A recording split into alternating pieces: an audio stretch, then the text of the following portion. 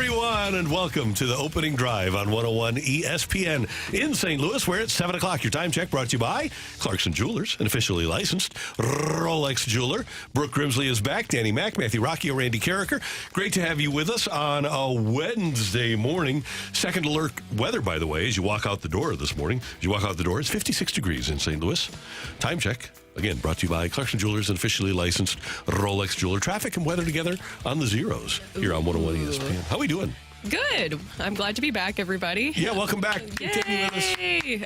Still recovering. It was a rough weekend for me and a rough the past couple of days, but I'm still recovering right now. And I brought in plenty of things to help me get through the day. Yeah, take us through this. As people are watching on our Air Alliance Heating and Cooling Team studio cam, take us through what you have with you so that when you take a sip today, they know. Okay. Well, first, of course, we have coffee. Well, I got to adjust the camera first, and you can watch this on YouTube.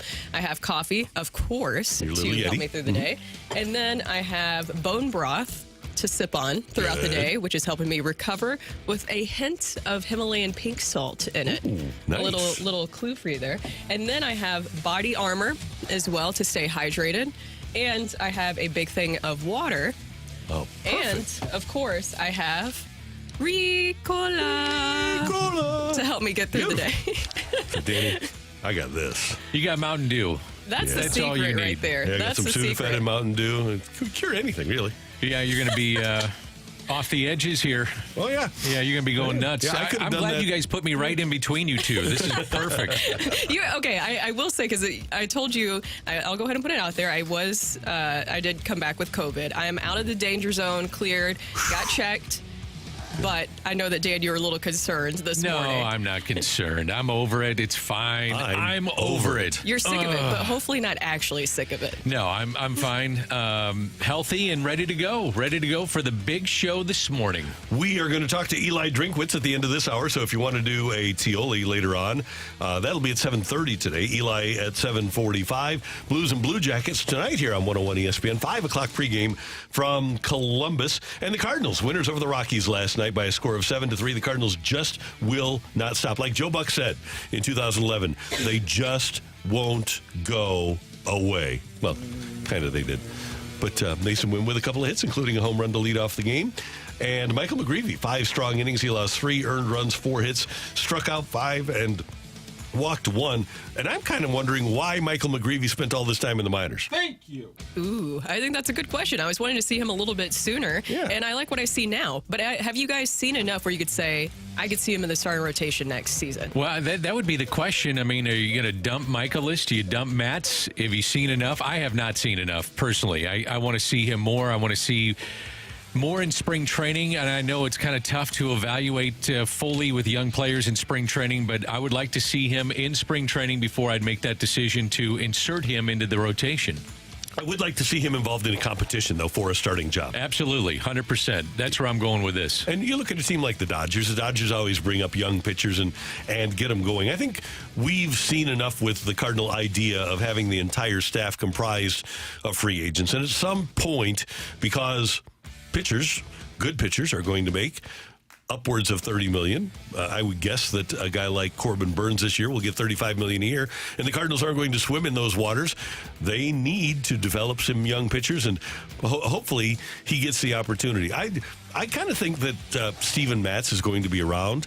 I wonder if there is a way, though, for the Cardinals to not have Miles Michaelis on their team. Steven Matz, I think that's a good point because he's okay with coming out of the bullpen, right? Yep. With Michael McGreevy, I think that he deserves a shot. But then I understand that with all these young arms coming in, will they be able to perform next season? I think competition is a good thing. You mentioned Miles Michaelis, so you're not buying into that this was another one-off year for him. He is what he is. He's for this team, for a 500 team, he's a fine back of the rotation guy. If you're planning on winning, he's not even a back of the rotation guy. So you asked the question, how could you get rid of the contract? And I've said this before, and I think one of the avenues you could go down is that if you're not going to bring back Ryan Helsley and you're going to trade a dominant closer, which he is dominant, then you tie in the contract and you say, okay, you want this guy. We understand why you want him. He's one of the preeminent closers in the game, but you're going to have to take on a pretty good chunk of this salary of Miles Mikolas, and that's one of the ways that you can do that. And then your return obviously wouldn't be as strong either. Correct. It's strictly a money deal if you do that. Exactly. I don't know. I think there's so many questions about everything with the Cardinals, and we're hopefully going to get some soon, at least the direction that they will take things. I don't have a problem with going with the younger guys. I really don't. Including McGreevy yesterday, the Cardinals lineup had 8 players, 27 or younger, who will have team control for at least another 3 seasons. And you got a little look at the core moving forward in the 8th inning. You had Walker, Victor Scott, Mason Wynn all contribute in that 8th inning, which was the difference in the game, along with the bullpen of the Cardinals, King, Kittredge, who picked up the win. Liberatore, very good. He came in a situation, or created a situation, first and third, nobody out, got out of it. And then Fernandez finished it off. I'm really curious what they think of Fernandez. Like, could he be a guy that, do you want to go closer by committee, or is he somebody that you'd look at and say, yeah, maybe he's one of these guys we could plug in there and see what he could do? He was the nominal replacement for Keenan Middleton, who they had high expectations for this season. I would think that, at least at the outset, he would be a leverage guy when you have a lead. But if you move a guy like Helsley, I don't know if he's that guy. And you have to find out. Obviously, you never know. Kittredge, maybe move him down, if you will, in a good way. Not moving him. When I say down, I mean not the 8th inning, not the 7th inning, maybe the 9th inning. Would he be a guy that you'd look towards? You know, there's some options there. They're not Ryan Helsley. I'm just not sold on it yet. I want to see more of high leverage situations in the 7th and the 8th before I put him in the 9th. But if you go closer by committee, certainly he'd be one of the guys you talk about. I put out that video yesterday on social media where we had Greg Amsinger on last week, and we asked him the question about Ryan Helsley and if you approach him with a contract extension this offseason. I just want to see the reaction from fans. A lot of people are saying, well, why would we do that? Why would you bring him back next season? If you think about it, though, how many one-run games do the Cardinals have this year? And Ryan Helsley was able to help them secure a win. Imagine if you didn't have Helsley, how much worse it would have been. But for next season, I guess if you are able to maybe package him, Dan, you've brought this up before, package him with a Miles Mikolas. If you're blown away by something, it might be hard to pass up. But at the same time, he is somebody who saved you a lot of opportunities and also helped you win games a lot this season. It's a great point, because the Cardinals have played 44 games where they couldn't score more than 2 runs. They're 7-37 in those games. They're 19-54 when they scored just 3 runs.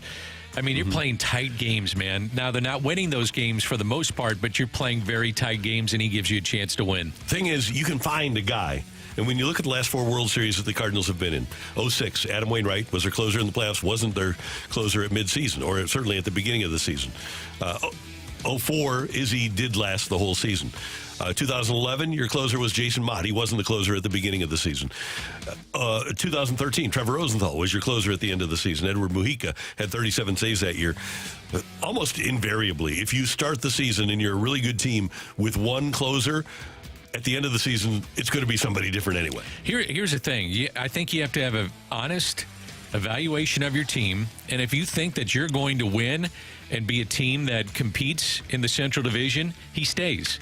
But if you're going to go with a youth movement and understand there's going to be some knocks along the way, then you go and try to supplement that and move him and get the most that you can in terms of what comes back. And that comes from an honest evaluation of the club. Doesn't it feel like, honestly, that second situation that you point out would be uncharacteristic of the Cardinals, though? For sure. But will this finally be an offseason where we see where they're doing things out of their box that they've been working in? No. Really? You don't think so whatsoever? No, I don't. Well, it will be different because I don't think they're going to spend as much money. I think they'll slash $40 to $60 million of payroll, so it will be different than what we've seen in the past. But I don't think it's going to be out of the box in terms of trying to win. Yeah, I think they go in and say, if we change this a little bit, we change that a little bit. Walker, we're seeing some good things down the stretch. Can we get something out of Nolan Gorman? Then you feel better about this team, and a team that played a lot of tight games. And does this get you over the hump if you have more slug in your lineup, which is what they anticipate? Do you bring Goldschmidt back? Does Arenado bounce back? again, you're kind of back to where you were this year and you're thinking the same things. Meanwhile, the Braves were winners over the Mets last night, 5-1, and the National League wild card is a wild race. San Diego clinched a playoff spot last night with a game-ending triple play, so the Padres are in as the number one wild card in the National League. The Mets have a half-game lead over the Diamondbacks. Diamondbacks lost to the Giants last night, 11-0, so the Diamondbacks have a half-game lead over the Braves. So you've got the Mets, Diamondbacks, Braves, and Cubs.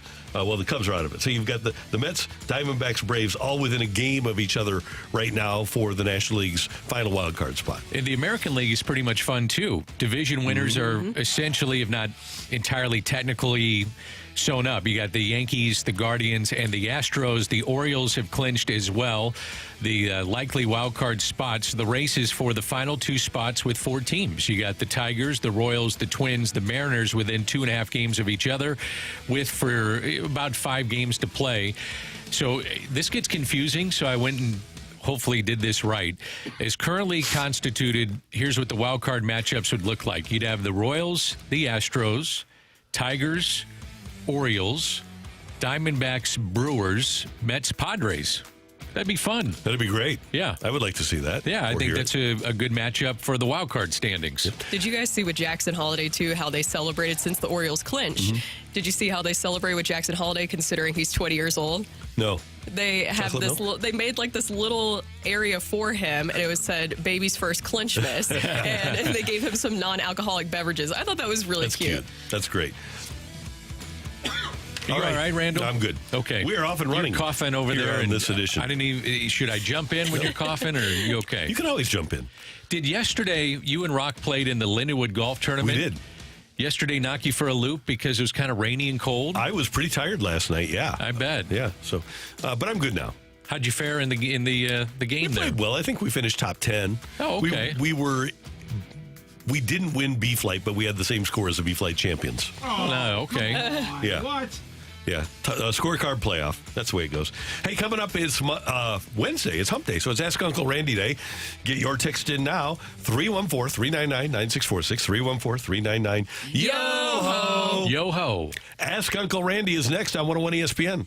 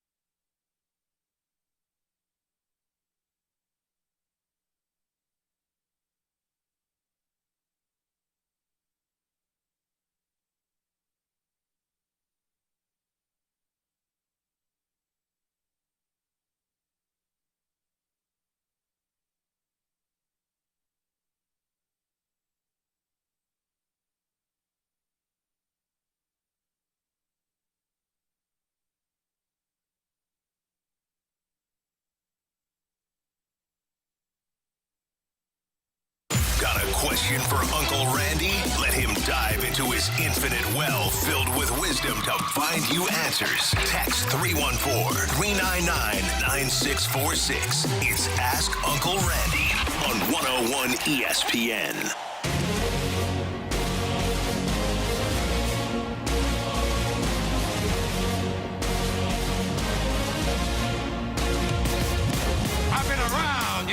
All right, we'll take your text. You can also email Ask Uncle Randy at 101ESPN.com. And Matthew has your questions for Ask Uncle Randy today. Matthew, what do you got? Yeah, let's go to the email that we got for Ask Uncle Randy right off the bat. It's a doozy. A couple weeks ago, a male texted in during Ask Uncle Randy that said he was 35 years old and had a 12-year-old and twin 2-year-olds. He was wondering how he could meet someone.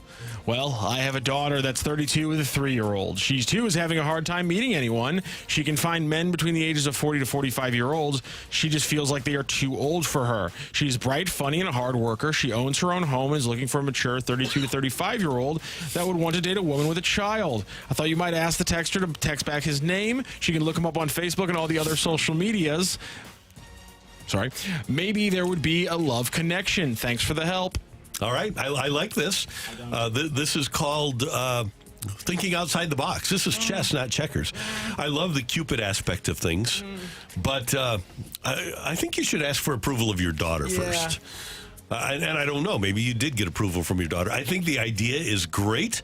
I don't know if the gentleman will want to text in his name, but I think that this is a thoughtful idea that if we can get everybody on board, we should try to become Cupids here in the opening drive. Ooh, get them on the phone together? Yes. I love this idea, actually. That's a great idea. One, I think this is really sweet. I think the email is really sweet. He's Thanks, looking Mom. out for his daughter. You don't like this, Rocc? I do. I think this is a beautiful chance to have a beautiful love connection. I agree. I like this. Thanks, Mom. No, this is just another. This is a slightly different version of what I was talking about last week. What? Just the Ask Uncle Randy is just, we just get bombarded with texts and emails from the Sad Sacks Anonymous Club. Oh, no, this isn't sad sex. She found somebody that might be a match for her daughter, and she's just trying to help her daughter out. Nothing wrong with that. And I think that we can help facilitate this. This is a great opportunity. We always talk about how hard it is to meet people organically via dating. You have the dating apps now. We're like a dating app, Rocchio. What's wrong with this? This is a huge opportunity. We don't have the qualifications. We don't have the qualifications for this. Well, we have 2 married people in here. I mean, 3. I forgot that I was just recently married. How about that? Yeah, we have 3 married people in here. We have some qualifications. Some. So let's try it. We need to get them to call in and get a phone call together. Oh, I think this is a good idea. I agree. Let's do it. And we interview them to see if it would work. Sir, if you're out there, kind of like Sleepless in St. Louis, if you're out there, please text in. Sleepless in St. Louis. Okay, see, you get me with a catchy little tag like that. Also, we make this into a segment. Now I'm game. Now I'm in. Okay, good. I'll make content. Dear Uncle Randy, how do I tell God, this is so much better. Dear Uncle Randy, how do I tell a close friend I've been going on dates with a girl he's mentioned he's interested in? Thank you very much. Let's get going. I would suggest that you just rip the Band-Aid off and say, well, here's the thing. Act like you never heard him say that he's interested in her. Say, hey, did you know that I'm dating Sally? What if they talk about it a lot, though? Well, then he's got to say, Danny. I'm just throwing it out there. Here's the thing. No, next time there's an invitation to a hockey game or a Billiken game or whatever, that guy, he can say, oh, sorry, I got a date with Sally. And then the other guy goes, what? He said, oh, yeah, we've been seeing each other for a little while. And then the guy will say, well, I was interested in her. And say, well, she's tough. Yep. Yeah, It's tough love, if you will. It is. Yeah. Early bird gets the worm, Dan. That's why we're up at 5 o'clock getting ready for this morning program. I always say the morning drive. Yeah, opening drive. The opening drive. It is. You know, people are driving the morning and they're listening. You're not wrong. Now, here's a question, though. Do you worry about keeping this friendship intact? No, I don't. I mean, what happens if you break up with the girl, though? Exactly. Thank you. And then you just go back and say, hey, you know what? You should be very happy that you never asked her out. That's true. You say, look, buddy, I tested it out for you first. For every beautiful woman that's out there on her own, there's a guy saying, thank God Randy. There is? Am I wrong? That's a much more tactful way of the quote we usually hear. Thank you very much, Randy. That was well done. You got it. That was well done. Dear Uncle Randy, how do I keep the fiance not stressed? I think we might have to pull in the most recent wedding planner on this one. Okay, so that's the fiance not stressed. So how do I keep the fiance not stressed? I don't know that Brooke stressed? is the right person to ask here. Hey, you have I was stressed the perspective. entire You time. have perspective, though. How could you have been less stressed? Well, David actually did help out a lot through the wedding planning process, so I think that would help out too. I'm not sure Help as how much as you can. involved he is, but I do understand it. It's very stressful. There's really no way to alleviate the stress because weddings require so much attention to detail. I would just say maybe give her a day off, a weekend off, and you say, okay, I'll handle this. You just spend a day to yourself. Give her little breaks every now and then. And when you are in that mode of choosing something together, she's always right. Say, you know what? I like that. Just go with it. Don't disagree on anything because ultimately it's her day. So I would say that, as Brooke said, hey, I'm the star here. So let her be the star. When did I say that? When you were walking down the aisle. Oh. To yourself. No, that was nerve-wracking. I know. It was very nerve-wracking. I saw Brooke 2.5, 3 hours. We got there early. Yeah. Not that, maybe an hour before. So just zooming around the hall. Yeah. Stress. Totally I looked stressed, didn't I? Yeah, you did. Dear Uncle Randy, my 7-year-old daughter has a crush on her boy in her class. When do I start to intimidate him and how? Oh, no, you don't intimidate him. You 7-year-old? Yeah, seven. Okay. They aren't going to date. He's not going to drive her anywhere. Right. So it's puppy love. This is something that is a natural aspect of growing up. Isn't it adorable? It is, yeah. Adorbs. So, Dan? no, you don't try to. Dan loves calling things adorbs. Absolutely. It's adorable. Well, let's just keep this in mind, okay? You don't try to intimidate a 7-year-old. Okay? You just don't. It's not a good thing. I think that's a good rule of thumb on all things. Yeah, probably. Yeah. Okay. That's You're smart. going to pull that kid out of class and pin him up against a locker? Yeah. Look here, Sonny. Yeah. Yeah. You watch yourself. Yeah. I do. I think it's cute, but don't blame the kid. He might not even. I would almost guarantee you that the 7-year-old boy, doesn't have any idea that the 7-year-old girl has a crush on him. For sure. Quick question: where is the 931? 1955? Get to the Google machine. 931 area code. Yeah.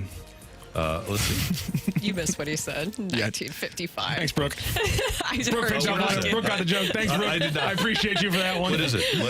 I said, where's the area code 931? 1955? Middle Tennessee. Yeah. Did you know that, Brooke? Did you already know this? What? Rough look. Clarksville, Columbia, Cookville, Tullahoma, Hey, Rossville, Clarksville, that's where my dad's Manchester. from. Rough look there. That's a Yeah. 931. Rough look for the middle of Tennessee. What's a rough look Tullahoma? for the middle of Tennessee? No, it's not. He's just being protective. Okay, do you guys remember when your Crossville? children had their first crush and how you kind of handled that situation? Did you have a little talk with them or anything like that? I don't. My kids never told me that. Yeah, my No. kids never told me that either. Oh, my Do you worry about any of that? Did you worry about any of that stuff like this No. parent is? No. No. Now, when they became teenagers, No. for your daughters, no? With my daughters, yes. But, the way they do it now, they go to these dances and they just go with friends. It's a whole big old friend group, Yep. and it's not necessarily a dating type dance, not to my knowledge. And it's more of a friend group that goes out. Right. No big Yeah, deal. Kids these days, they're just hanging out with their buddies. That's cool. That's not bad at That's all. better, actually, for the dads. For sure. Way less stressful, Yeah, it sounds no doubt. like. Getting some good ones today. Ask Uncle Randy. Randy, my wife and I are married for 3 years. Congrats. And coming up on the question upon having kids or not having kids. Oh. If we don't have kids, we can travel, buy a vacation property, and live our life to the fullest. And if we have kids, all of life's luxuries go away, but in a different way, we would also be living life to the fullest. Well, most of the people I know now are having kids Heck, I think most people are getting married beyond the age of 30. But having kids is a later in life proposition now than it used to be. You can still spend this time now, but you need to take advantage of it now over the course of the next 2, 3, 4 years, doing the traveling, having the fun, getting out, and then have kids. You can have the best of both worlds. Changes everything when you have kids. It does, yeah. Changes everything, for sure. Yeah, but you can have the best of both. Well, I agree with that. Yeah, so get all of the fun stuff out of the way, and then enjoy the fun stuff of having kids. You can't have fun with the kids, like on vacation and traveling? Not much. Really. Yeah. You're talking about stress. Oh, how stressful is that? It's as stressful as you can get, especially when you go to Disney World with the kids. Yeah, that's stressful. So, and you know what? I wish I knew now what I knew then. Like when Patrick was 5, we stopped in Maryland. I think we were going to Ocean City. And we were at a Taco Bell, and he wanted a Choco Taco, and everybody had flown, and everybody was tired, and everybody was in a mood, right? And he wants a Choco Taco, and I rejected the idea of a Choco Taco. Why? Because I was being an idiot.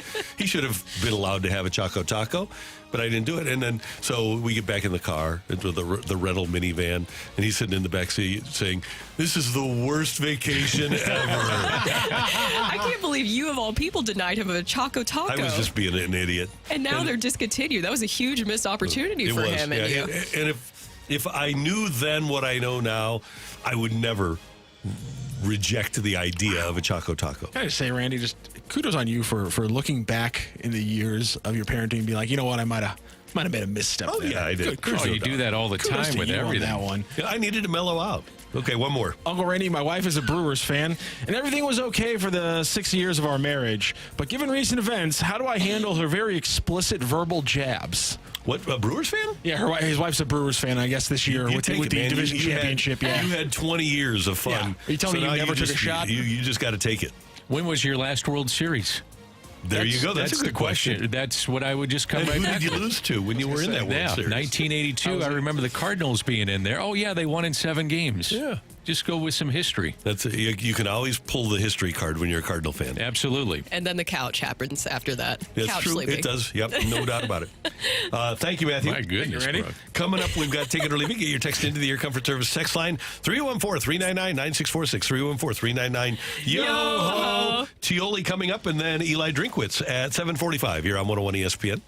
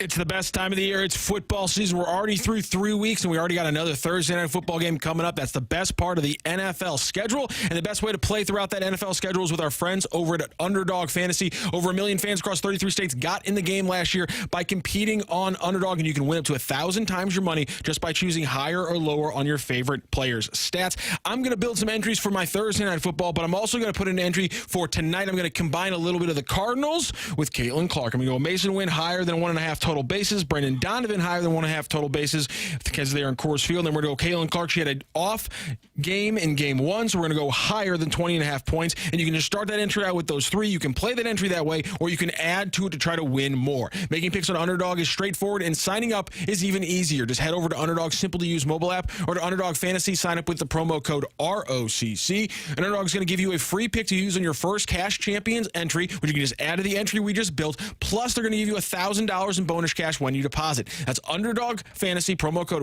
ROCC to claim your new customer special of a free pick and your deposit offer. Must be 18 plus in President's Day where Underdog Fantasy operates. Terms apply. Concern with your play. Coordinator Herman Gambler. Visit www.ncbgambling.org.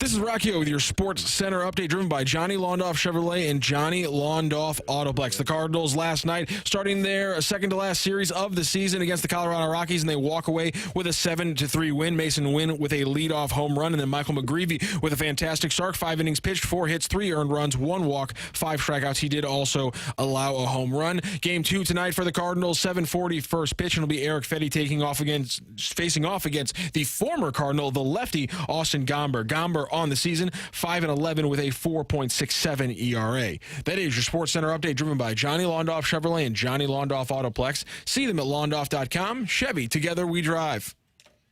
Are you kidding me?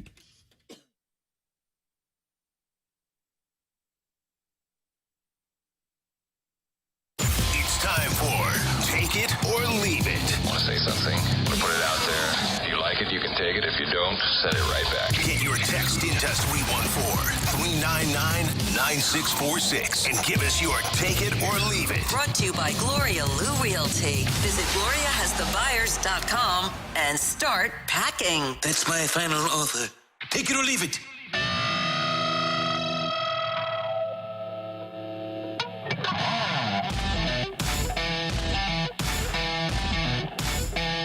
Time for Tioli here on 101 ESPN. And guys, there's a new video out on the socials with Jerry Jones and Jamie Foxx watching training camp. And Jerry Jones is describing a player to Jamie Foxx. And he says, 5'9.5", 210, 4.4, 140, 9 3-inch hands, 8.5-inch appendage.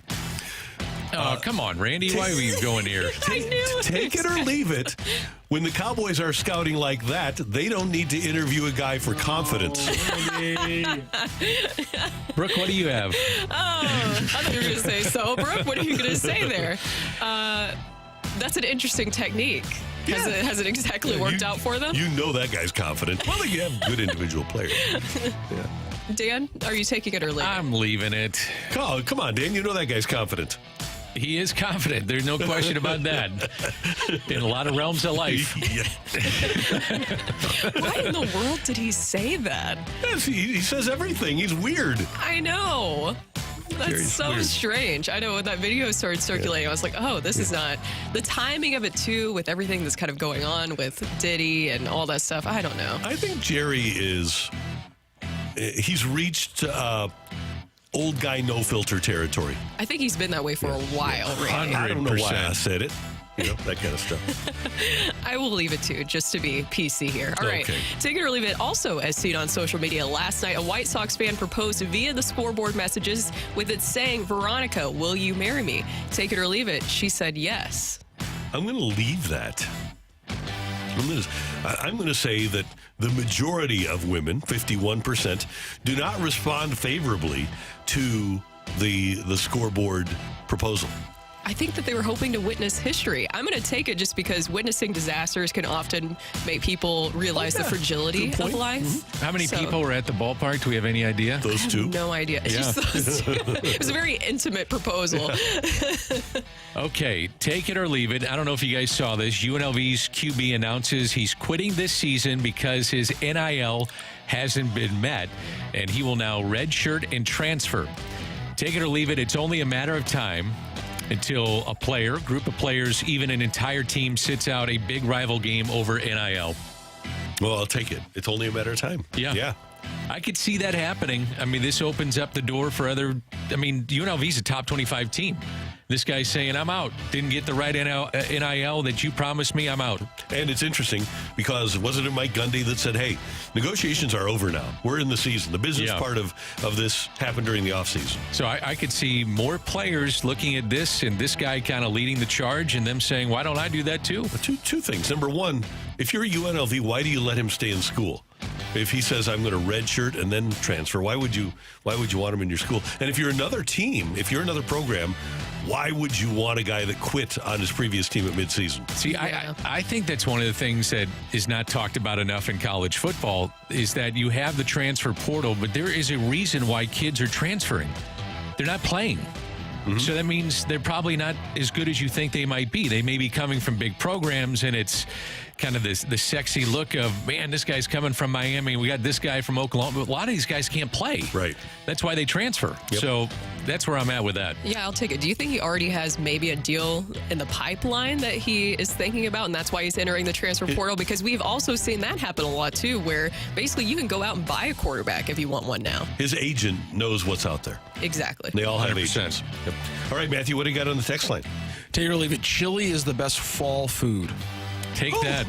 Best fall food. Huh, apple pie? How about steak and shake chili, man? Ooh. Chili is good. I haven't had that in a while, Dan. That's really good. Clam chowder? Pretty good. I remember when you made clam chowder and we were tailgating for the Niners and the Rammies. Yeah. That was some of the best I ever had, Randall. I'm glad. I still have that recipe. Ooh. Why don't you make some? It's almost fall. It's almost fall. We will have some during the fall. Okay. We'll have. Can you bring a little carrot cake on the side? I was wondering if you were going to ask that. Yeah. Carrot cake and clam chowder? At about 8:30 in the morning? Sounds delicious. Delicious. I will take it. I think chili is the best fall food. Take it or leave it. If Mizzou doesn't make the playoffs, the best outcome is a Mizzou versus Illinois bowl game. Take it. I'll take that. I'd take that too. That'd be great. Yeah, I would like that. Yeah, I would, yeah. So going back to the NIL thing, how many players are going to play in it? Here's another thing I'm going to ask you guys. So if you're Florida State and you're an NFL prospect, why do you play the remainder of the year? So what I'm talking about is if there's nothing on the line and you got to be a top prospect. Why would you play the rest of the year? They got tape on you. They know how good you are. That is, to me, the worst thing that has happened to sports is that people don't care about competing anymore. I would agree. I mean, it was different when you're going to big-time bowl games, but the mindset has changed to where... Yep. They don't want to play the game. It's all... And that's why Nick Saban ultimately quit. Yeah. Because it all became about the money. He just wanted to start his broadcasting career, guys. What do you mean? Yeah, true. Good. All right, one more. Matthew, what do you got? Take it or leave it. The Bills and Chiefs are both undefeated going into their Week 11 matchups. Ooh, I'm going to leave it. There's got to be a loss in there somewhere. Yeah, there does. Although the Chiefs are looking good this week, aren't they? With both Slater and Alt out for the Chargers. Chiefs are finding a way to win. It's crazy. They've won 8 straight one-score games. Yeah. That's not like... And they haven't even played their best. Kelsey isn't even involved in the offense. Why some would argue that's why they've been one-score games. Yeah. And that they're probably not one-score games if they're playing better and it's not closer. They need to get Kelsey going desperately. Especially in the red zone. But also, their offensive line is Sua Mataya is not going back into the starting lineup, so the big, pick you used that you hope was going to bolster your offensive line isn't doing. Wanya Morris looked better, obviously. That's why you roll with him, but they're not getting the offensive line play they really wanted so far. So it's after this weekend at LA against the Chargers, the Chiefs have New Orleans at home. That'll be tough. They will go to San Francisco, and San Francisco will get some guys back. They go to Vegas, and that'll be the Vegas Super Bowl. Then they have Tampa Bay at home, Denver at home, and they go to Buffalo. For the Bills, as they approach that game and try to get to the Kansas City game undefeated, they've got their hands full this week with the Baltimore Ravens, do they not? Mm-hmm. And then they've got the Houston Texans at Houston. They've got the Jets at New York, a 3-game road trip for them. Then they get Tennessee at home. That'll be tough. No, it wasn't. Randy, why did you look over? God, that was. Would you think take that a was shot uncalled like that? for At Seattle. Yep, that'll be their first loss right there. The Tennessee Titans. There you go. You never know. And then Miami at home, at Indy, and then Kansas City on November 17th. Thank you, Matthew. Thank you, Randy. And coming up next, Eli Drinkwitz, the head coach of your Missouri Tigers. Next on 101 ESPN.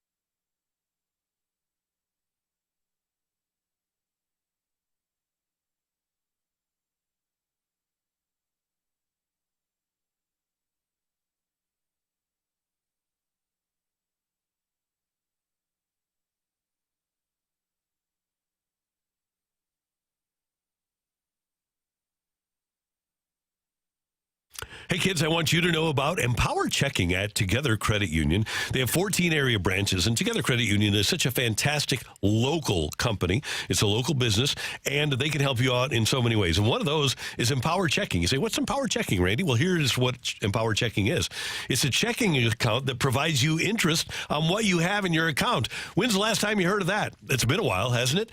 With Empower Checking, you go to togethercu.org, or you can go to one of the 14 area Together Credit Union branches and to sign up for Empower Checking, and they will provide you interest on your checking account. Pretty cool. That's a pretty good way to go. And while you're there, you're going to need a debit card with your checking account. Get the Together Credit Union City SC debit card. Get discounts at City Park, and also get express entry into the games. It really is a great place to bank at Together Credit Union. Everything there is done perfectly. You'll love them. Together Credit Union, federally insured by the NCUA.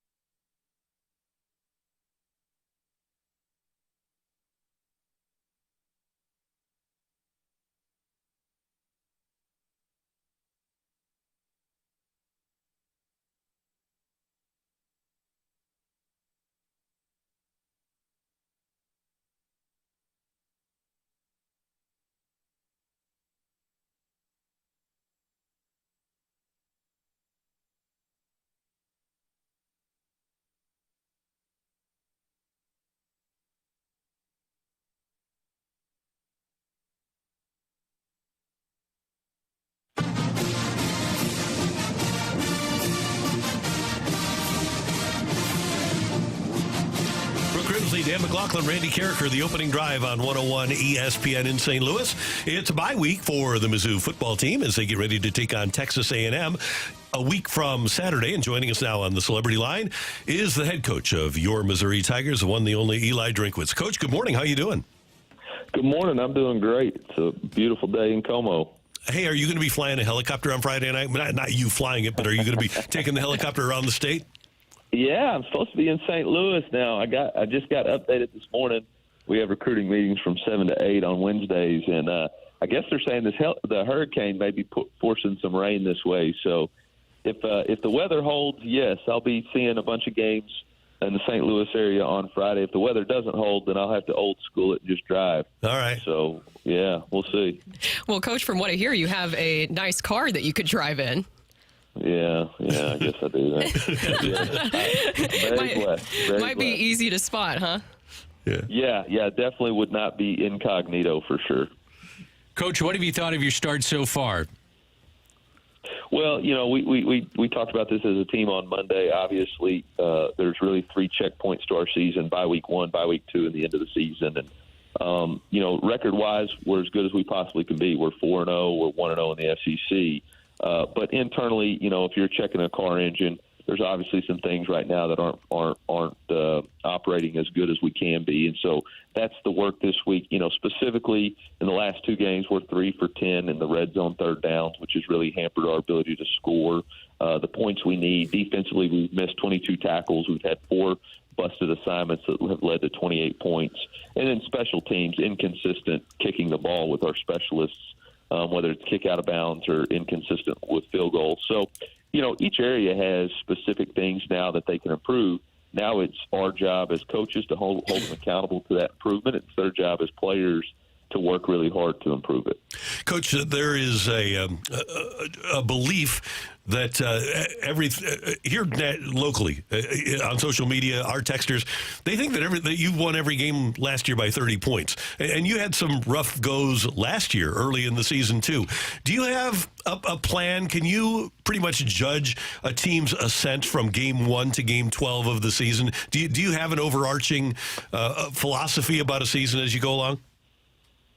Yeah, the first month of the season is about eliminating bad football. It's about getting everybody on the same page and not having self-inflicting wounds that cause you to lose. And then, really the second month is all about improvement. The third month is about playing to your players' strengths. And then really the fourth month comes down to situational football if you're able to make the playoffs. And, I think for everybody's expectations, it is what it is, and I'm glad that people are excited and feel like Mizzou is invincible. But at the end of the day, we're still a group of 18 to 22-year-olds fighting to become the best team that we can be, and the opponent has a say in it too, and they're a good football team. They're good football players, and so the games rarely go the way you want them to. I think the thing that I'm most proud of in the first 4 games, specifically the last 2, is that our team has found a way to win despite being behind. We were down 14-3.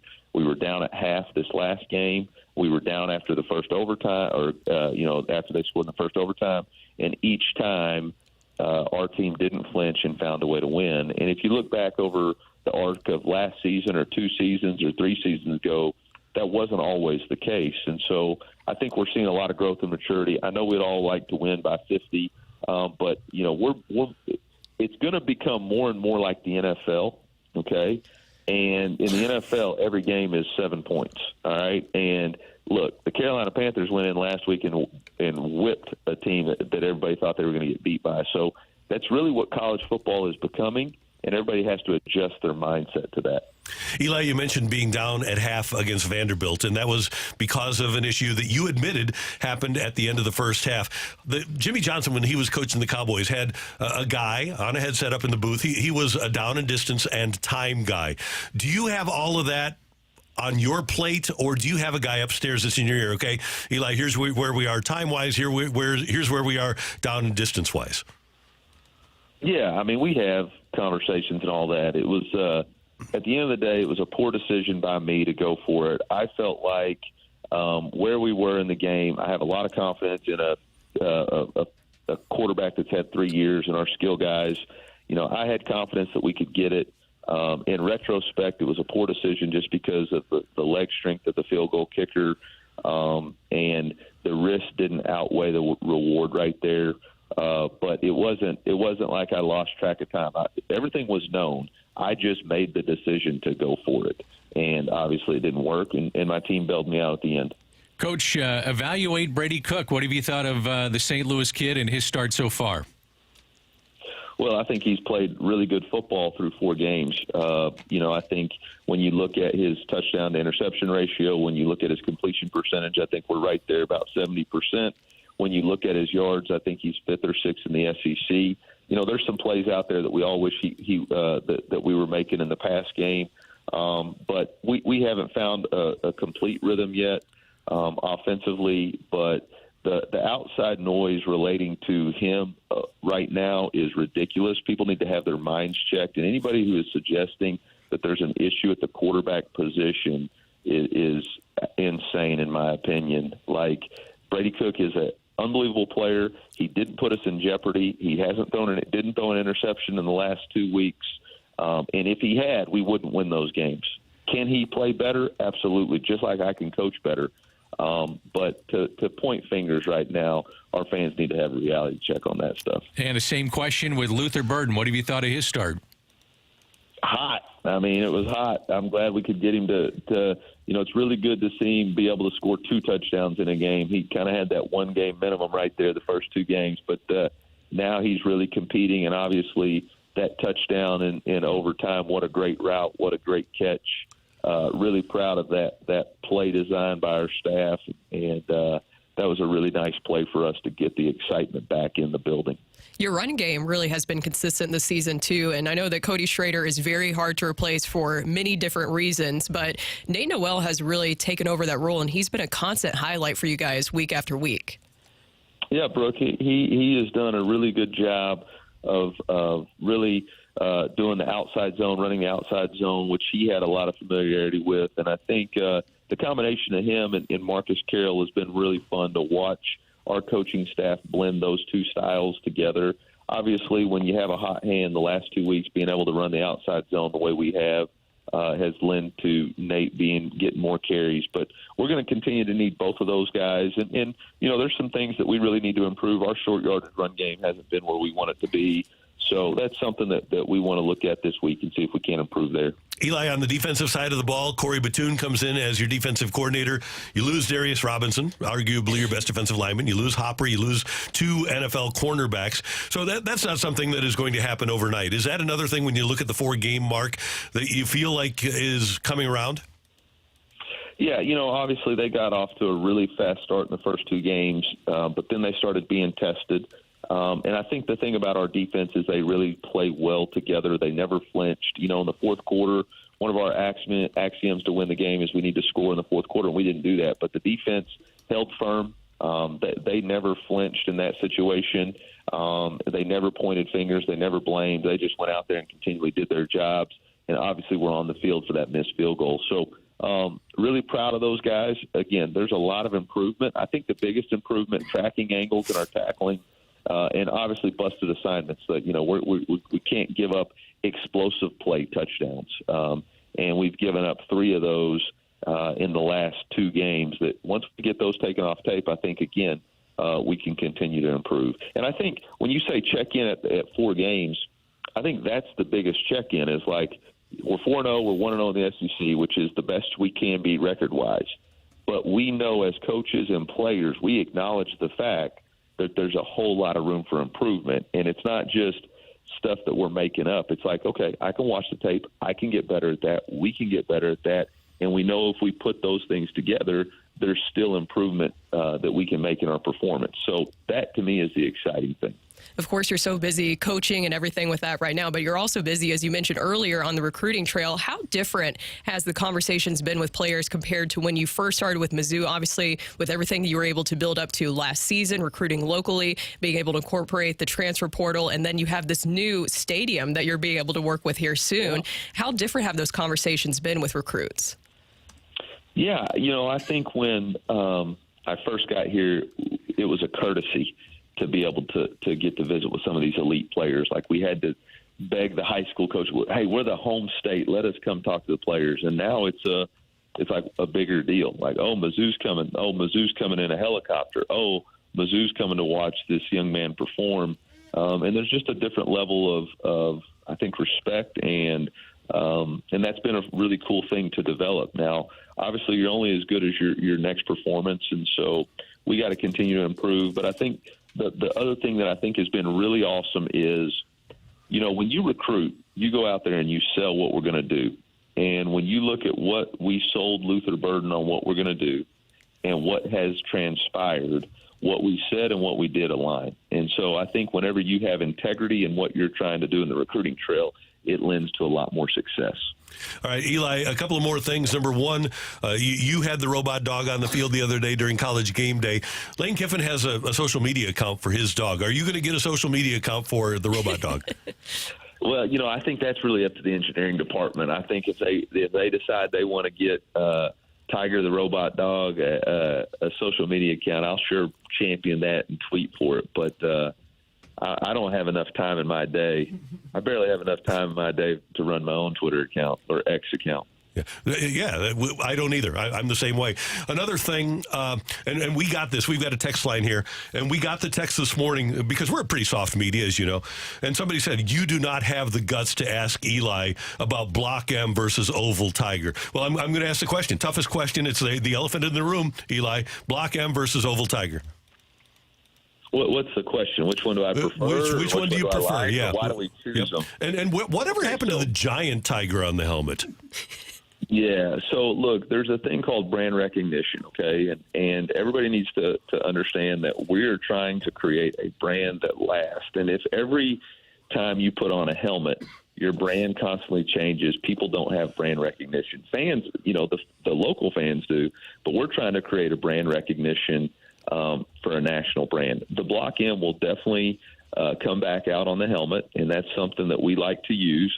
But the university's athletic symbol is the Oval Tiger, and so we have to be in line and in sync with our administration and our university in what brand we're trying to continuously promote. And you can't have 75 brands running around there, or people don't know which university you're representing. Okay, and so we're trying to do the best we can.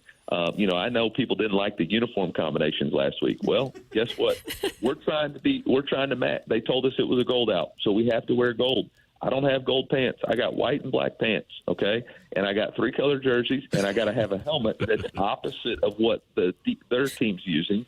And I can't wear a white helmet, or I can't wear a black helmet because it's supposed to be the hottest game of the year. So there's a lot of different things that go into the strategy of a game besides somebody deciding on, it's not like we wanted to make it as cool as possible in a hot game. So you wanted to wear white pants with a white helmet because the white helmet was going to be opposite of the color helmet that the defense is wearing.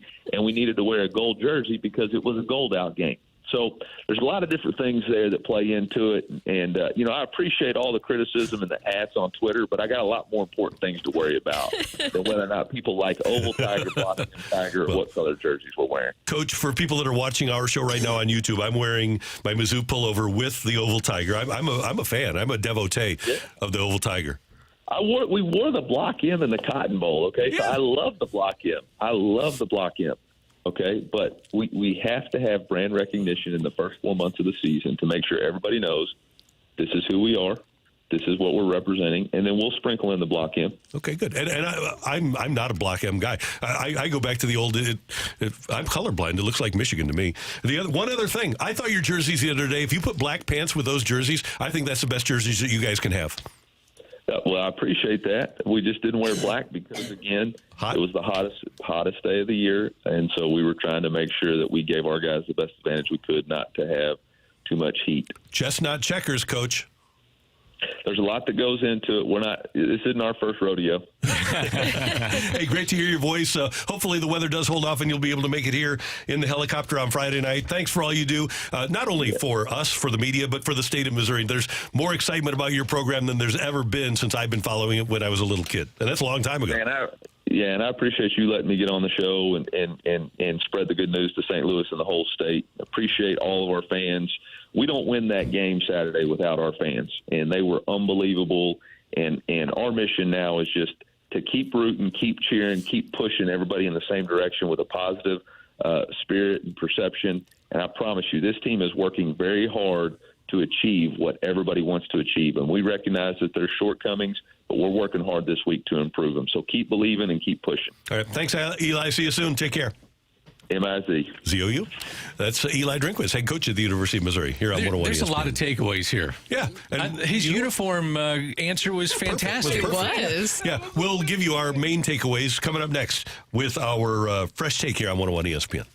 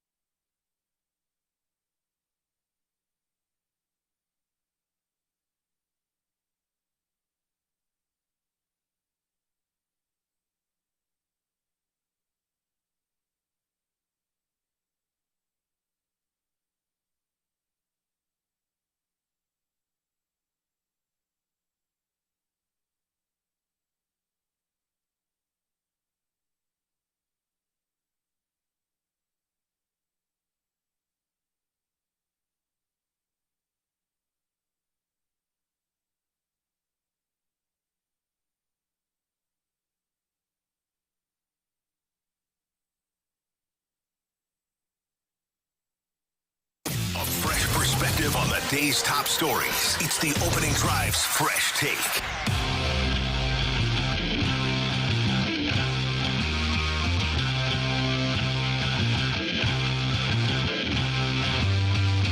The outside noise relating to him right now is ridiculous. People need to have their minds checked, and anybody who is suggesting that there's an issue at the quarterback position is insane, in my opinion. Like, Brady Cook is an unbelievable player. He didn't put us in jeopardy. He didn't throw an interception in the last 2 weeks.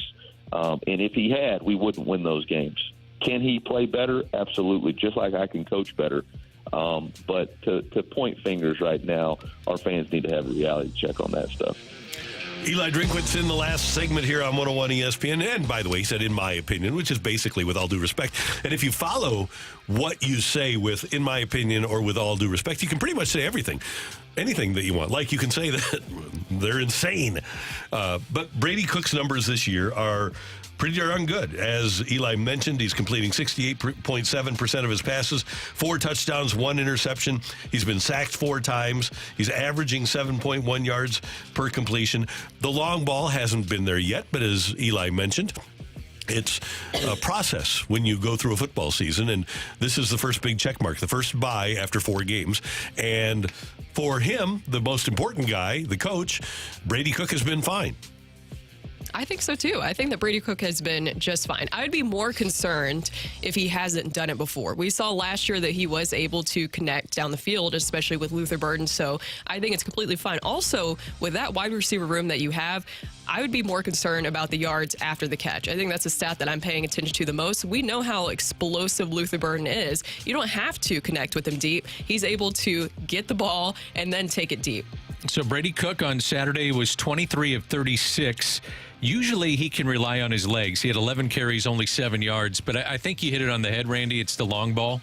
You know, and I think people are just anticipating he and Burden to go deep every single time, which isn't going to happen. But as the season goes forward, I would anticipate that is something that you see. He got Burden the ball, Weiss the ball, Johnson, Cooper, Miller, all had catches over the weekend. So he's spreading the ball, but I think we're maybe just a little bit, expectations are so high with that combination of Cook and Burden. You got to remember, man, since he's been under center, they're 15-2 since the start of last year, and they right now have the country's longest winning streak. So he's done a pretty good job. And this team will ascend. That's one thing about Eli, is that he builds a team and his staff builds a team to get better and better as the season goes along. I was surprised with the emotion that he displayed with what I thought was just a throwaway with Block M versus Oval Tiger. And I know that there are old school fans that love the Block M, and it's a big deal for them. But I thought his answer was very logical. The university, the athletic programs are trying to build brand awareness. And right now, that Oval Tiger is the identifier of Mizzou. I like the Oval Tiger, but I also like the Block M. I know that you really don't like it, but I don't have a problem with it. I think it looks great. It's nice, clean, crisp. Benign. It's just, it doesn't, you don't. Because you think of Michigan. Yeah, well, or Montana or whatever. I mean, get something that identifies you as Mizzou. Do you guys really get into this? I mean, a serious question. I mean, some people are really into this. Accommodations. Yeah. Obviously, because Eli responded the way he did. No, I am not. I don't care that much. I did enjoy, by the way, the giant tiger head on the side of the helmet. I like that, too. Yeah. But that one's gone. And I think the script tigers is gone. I think Coach referred to that as a fad from last year. I don't think that's going to happen anymore. I will say, and again, small sample size, but nonetheless, we weren't getting anything. No one was really chattering in the YouTube chat for the start of the interview. But then as soon as we started talking to Eli about the uniforms and the logos, the YouTube chat immediately picked up. The conversation immediately starts over. People jumped in about the Block M, not liking the Block M, the Michigan factor. I want the giant tiger, so on and so forth. So that immediately got people talking. It's stupid. It makes no sense. People pay attention to it and like to talk about it every time. Hey, look, if you look good, you play good, right? You feel good. That's the biggest thing there. And the thought process with the white helmets and white pants, very logical. Going to be the hottest game of the year. Yeah. Wear white. Yeah, I thought his answer went way more in depth than I ever anticipated about a uniform, but there were some things, strategically that made some sense because of the black helmet, more heat, the white uniform that you're talking about. I mean, it was interesting to hear him talk about the combinations that go into making a decision about a uniform. I'm not a huge uniform guy. I really don't care. But to hear his explanation as to why they do it, I found it really interesting. By the way, I think the biggest thing that they have to take care of during this 2-week bye period is there have been some real busts defensively that have allowed big plays for the opposition. And Corey Batoon is a good defensive coordinator, but everybody's got to get on the same page. Half of the defense is new, with new names, new players, and a new defensive coordinator. So they just have to get everybody on the same page. And if they do that, I think the players are good enough that they'll be fine. Yeah, they were, what was it, 3?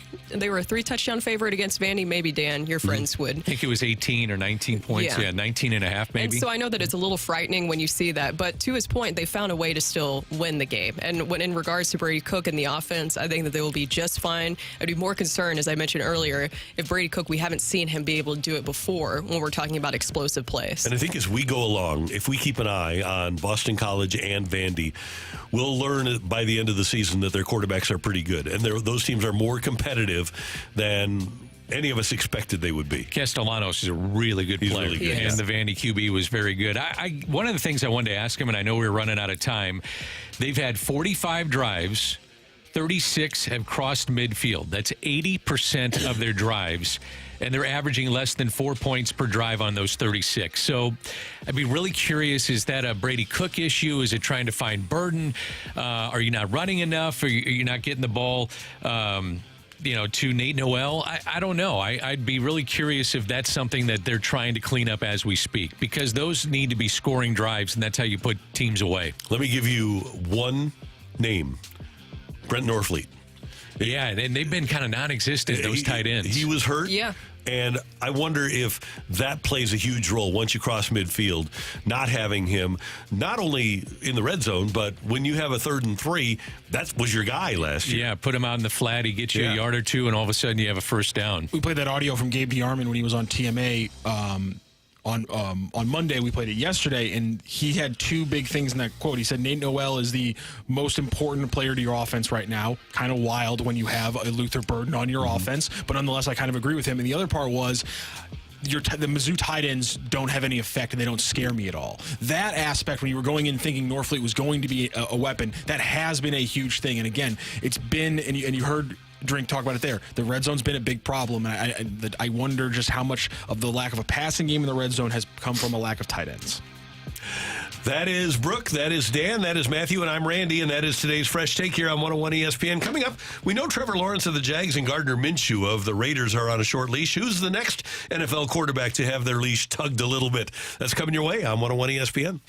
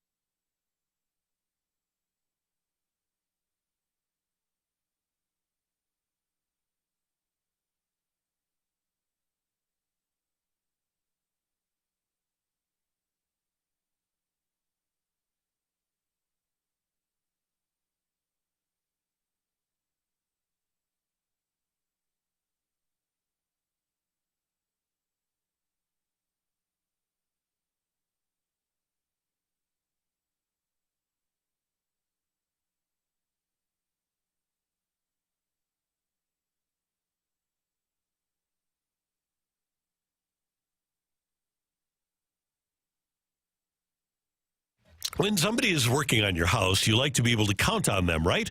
And you can count on Chesterfield Fence and Deck. They've been in business for 56 years. I used Chesterfield Fence and Deck for my fence many years ago. And when I got the fence, they told me, hey, our installation is going to be great, and this fence is going to last you a really long time. They told me it would be a lifetime product. And my fence from Chesterfield Fence and Deck has been a lifetime product. And I couldn't be happier with my dealings than I am with Chesterfield Fence and Deck. On the web at chesterfieldfence.com. You can call them at 800-300-4054, and they do such great work, not only on cedar and vinyl fences and cedar and vinyl decks, but they do sunrooms and screen rooms and pergolas and patios. If you need an outdoor project done, Chesterfield Fence and Deck will do it. They got an A-plus rating from the Better Business Bureau. They have financing options available, and everything is guaranteed by a 5-year labor warranty and comprehensive material warranties as well.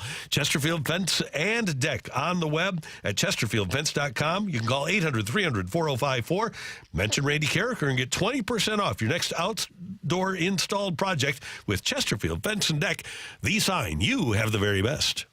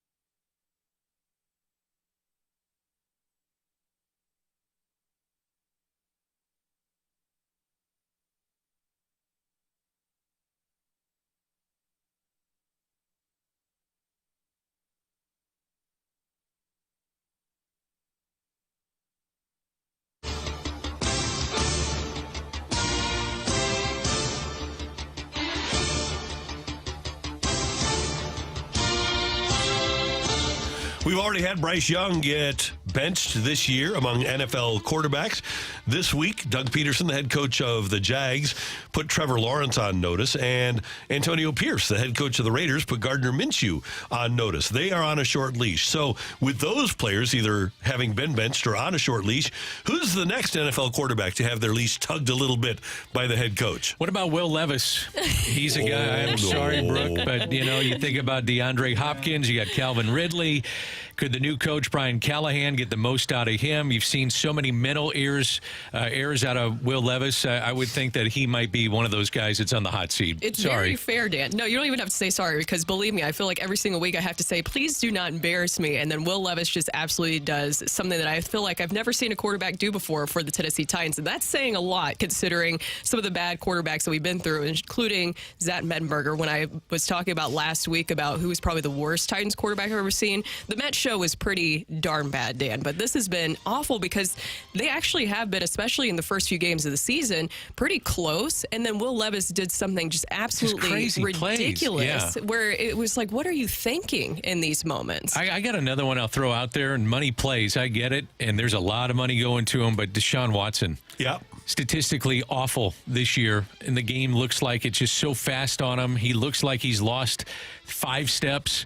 He doesn't look like the same guy whatsoever. But again, money plays, and they got to justify it at some point. But man, if the money wasn't there, he'd be done. Jameis Winston right now is a way better quarterback than Deshaun Watson. Yeah, it is absolutely shocking. But can I also throw something else out at you guys? What about offensive line play? It feels like it's really bad this year. And you could also say quarterback play, too. I was not expecting for Sam Darnold to really be the best-looking quarterback when you were talking about some of the ones right now. I know that Josh Allen has performed really well, but I'm talking about if you would have told me Sam Darnold would have been one of the best-performing quarterbacks this season, I would have been absolutely shocked. Malik Willis, I think it comes down to offensive line play. You said that with a little derision. Yeah, because I saw... come on now. Were you expecting that from Malik Willis? So I found this article last night, and here's where we are through week 3. We're talking about quarterback and offensive line play just across the league. Offenses have produced the fewest passing yards per game since 1996, and quarterbacks were sacked 63 times through the first 8 games of week 3. That's around 8 sacks a game on average. What is going on right now, you think, with the NFL? I think there's a couple of things. Number one, offensive line play, the one thing that isn't the same in college and the pros is offensive line play. With the spread offenses that they run in college, very rarely do offensive linemen in college put their hand in the dirt. The other thing is, if it's not a quarterback that's going high in the draft, what position is it? It's defensive end, right? Everybody is drafting players to get after the quarterback, whether it was Will Anderson a couple of years ago or whether it's Nick or Joey Bosa or whenever you look around, Aiden Hutchins and Trayvon Walker. High draft picks are going to get after quarterbacks, and those guys are good. And QBs are younger than ever. You know, you're forcing these guys into situations where maybe they're not ready, and that's why we see some of the veterans come back and they play well and they understand coverages and they understand the game and how it works. The average age is under 27 years old for QBs right now in the league. And I do think there is a return to the physical run game. You have lighter defenses, 2 high safeties. That seems to be working.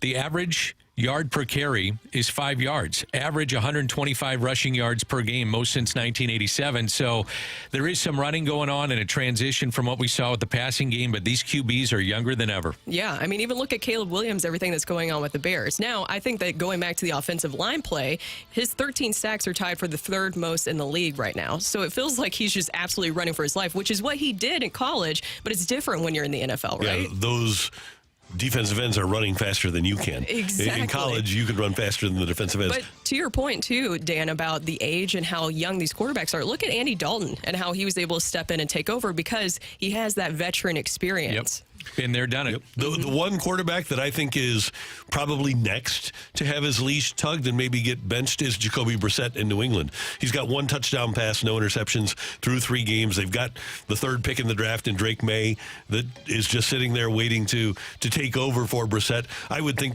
Brissett will be sitting sooner rather than later. I'm going to throw one out there that will not happen, but what about Anthony Richardson? Yeah, I think he should have sat. No, he sat most of last year because he was injured. He hardly played in college. Right. You know, we were talking about it yesterday. Brooke, you were out, and we'll get your reaction here. But, you know, you look at some of the guys that played, you know, Jaden Daniels played 55 games in college. He was somewhat prepared to come into this situation, and Anthony Richardson hardly played in college, and I think that's a factor. All of a sudden, you throw him to the Wolves, and this is what you get. Yeah, because he hasn't been able to stay healthy. Even going back all the way to high school, he really hasn't started in that many games. I was trying to find the stat that I had going into the season. I think it was around just maybe 20-something games that he has started in his entire career when you combine college, too, because he's dealt with so many injuries, and that's just been his story. And there's so many of those guys. I don't know why the NFL feels like they can develop and try to get players to start when they haven't had any opportunity at all to really play. A guy like Trey Lance, he was never going to have an opportunity to play at a high level in college because of where he played. And then because of COVID, he didn't get a chance to play. I'm continually amazed that NFL teams, with as many failures as there are, with players that don't play, that they keep taking those guys. I would just struggle with, are we in a too much of, and this is not just we're not the ones who are making the decision about who's benching these quarterbacks, of course, but do you think that we're in too much of a microwave mindset of where you want instant results with these quarterbacks? You want them to be a CJ Stroud, like how he was able to come out and really take over things out in his rookie season. I feel like that's more of a rarity than what should be the expectation for these young quarterbacks coming in. Do you think that's kind of a factor, is that we just have too much of a microwave mentality of these young quarterbacks should be able to take over an NFL offense and lead them? Especially with the owners. Apparently, one of the things that happened in Carolina is that David Tepper was upset because C.J. Stroud was so good. And Stroud That's an outlier, you know? Right. But he's an owner. He doesn't know what he's doing, obviously. So he says, oh, well, why is that guy really good and our guy isn't? So our guy's got to be benched after 18 starts. Caleb Williams right now is 4 for 25 on throws 15 yards or more. Very slow start for him, and you see how the game gets fast for him. And this is the #1 overall pick. This is a guy that most people say is can't miss, and he probably will be an outstanding player in the league. But it does show you young players, high picks, they do at many times get off to slow starts. And it goes back to what I was saying, Randy, is that I think owners feel like they have to justify the pick because you're paying that kind of money. They're on the rookie deal, and they throw them to the Wolves, which is not an easy thing to do. Just give them a good offensive line. I feel like that's the key. Yeah. Give them a good offensive line and at least a veteran quarterback to back them up. There was a reason that when Dick Vermeil came here, the first big move he made was to trade with the Jets for the number 1 overall pick to get Orlando Pace. Mm-hmm. Right? They had Tony Banks. He could have improved upon Tony Banks, but the first thing he did was build the offensive line. And then what's he do? In 1999, he gives Mike Rudidoria a chance. He signs Adam Timberman, gives Tom Newton a chance. Miller had been there. But what do? You build an offensive line before you have the quarterback. So you said, who is the guy that's going to be? You started the segment. Who's the guy on the outside looking in? Maybe who do we all think? I think, sadly, I might have to go with Will Levis. The only thing that I think is hampering that decision is you have Mason Rudolph as your backup quarterback. Why that's the question. Who else are you going to bring into these situations? Yeah, you're going to have Mason Rudolph take over as your quarterback. What in the world are you thinking? I think another one to look at, too, is Miami. That situation there, will they eventually bring in somebody else? I know that Skylar Thompson is possibly dealing with an injury right now, but what else are they going to do with their quarterback situation while they wait for Tua to return? Yeah, there's not an awful lot to do. When you start a season with Skylar Thompson as your backup, it's on you. Yeah. It's nobody else's fault but your own, and you should expect, I think, to be in the dregs of the league if you have Tua and Skylar Thompson as your number 1 backup. Will Levis is my guy. I think the heat is on him, and just the mistakes that he makes. It's not like throwing a pick to the out. It's like throwing the ball, shovel pass when you're going down, the fumbles, the not recognizing when to get rid of the ball, all these things that we talk about with QBs that they have to do, just the mental errors that he's making. He would be the guy for me that's on the hot seat. It's like he wants to be Patrick Mahomes and Josh Allen combined, but then Josh Allen also makes up for it when he did have the turnovers. Yeah. Will Levis isn't doing enough for that. So I am going to go with Jacoby Brissett, because I think they want to get May in there. So I like that. Those guys. Yeah. He got a little cleanup time, what was it, last weekend? Mm-hmm. And moved him down the field a little bit. It was mop-up time, but you did see him throw the football a little bit. He'd be my guy, too. Coming up, we've got the fight, and we need a fighter. You can text in 314-399-9646, 314-399-YO-HO. If you would like to fight me, text in your name and the word fight, and maybe you will. Next on 101 ESPN.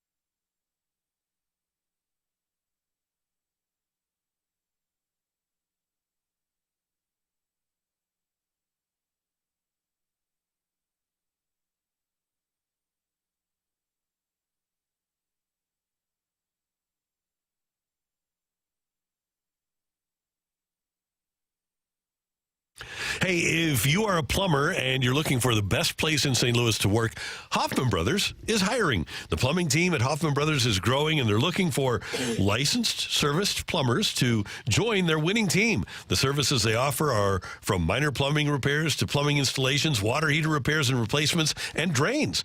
They offer outstanding benefits at Hoffman Brothers, top pay in the industry, and even have the potential for a sign-on bonus. Visit HoffmanBros.com, HOFFMANN, HoffmanBros.com, to find out out more info. And when you join Hoffman Brothers, you're going to get 5 weeks PTO. You're going to get a tool allowance and replacement policy. You're going to get paid training, year-round work. It's family-friendly. They're a great company culture, bonus programs, plus they're sports fans. You're a sports fan because you're listening. Hoffman Brothers is big sports fans, too. You will love working for Hoffman Brothers. If you're a plumber, get to HoffmanBros.com and work for the best in the industry. Hoffman Brothers, an independent American Standard heating and air conditioning dealer. Go to HoffmanBros.com.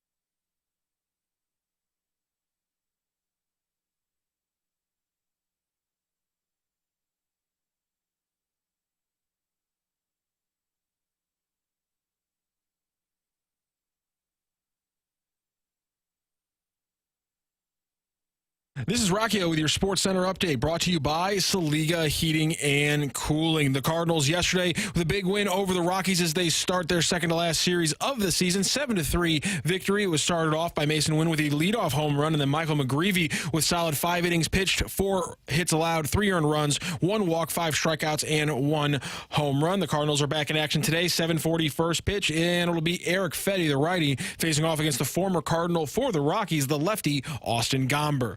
That is your Sports Center update, brought to you by Saliga Heating and Cooling, an independent American Standard heating and air conditioning dealer.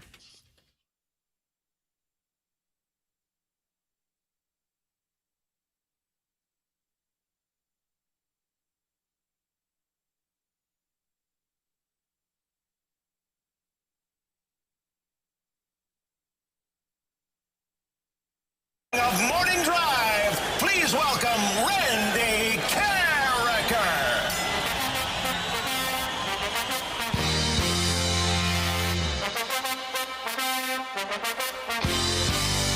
Welcome back to the opening drive. Brooke, Dan, Randy, and Rocchio here, and it is time for the fight. And our fighter today is Tim. Tim, how are you doing this morning? Hey, Brooke, I'm good. How are you? I'm doing well. Is this your first time facing Randy in the fight? Long-time listener, first-time caller. Ooh, any advice, Dan? No, I mean, just play hard. Good luck against Megamind. You know he's pretty good at this. Sure do. Appreciate it. You betcha. Okay, you ready for question number 1, Tim? I am. All right, on this day in 2013, Michael Wacha came up just short of the 22nd rookie no-hitter when he allowed an infield grounder with 2 outs in the top of the 9th against which National League opponent? Was it the Reds, the Giants, or the Nationals?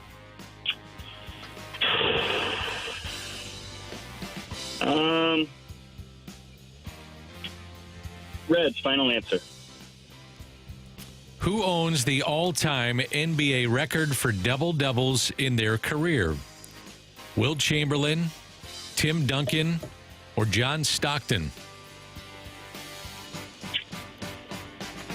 Duncan, final answer. Question 3, Tim. The 2004 Detroit Pistons are known as one of the few starless teams to ever win a title. Who won the Finals MVP in their victory over the Lakers? Was it Rasheed Wallace, Ben Wallace, or Chauncey Billups? Oh, man, that's a good one. Matthew is nodding in approval for a good question. Who do they beat in that final? The Lakers. The Lakers. Big Ben. Ben Wallace. Final answer. In baseball history, 6 teams have relocated after winning a title. But only 2 moved cities after winning multiple titles in their history, with both winning 5 before leaving. Those franchises are the Athletics and who else? Was it the Braves, the Giants, or the Dodgers?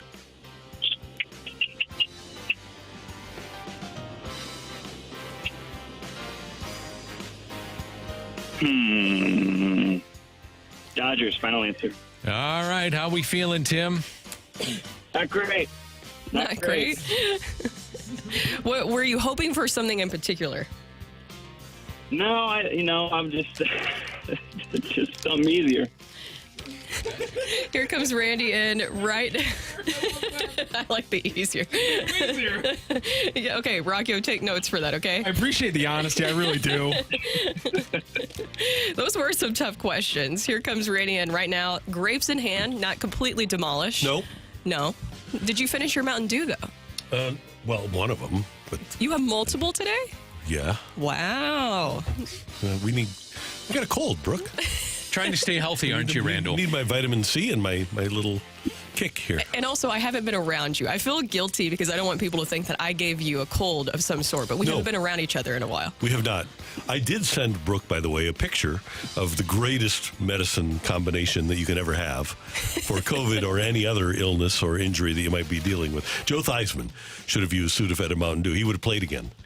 Well, he did snap his leg. Yeah, but if he would have used Sudafed and Mountain Dew, it wouldn't have mattered. It would have healed. Maybe your carrot cake could help. That could help. It would have healed. Yeah, I didn't. My doctor did not prescribe that, Randy, for some reason. I'll have to talk to him about that. Let's get on it here. All right, say hi to Tim. Tim, good morning. How you doing?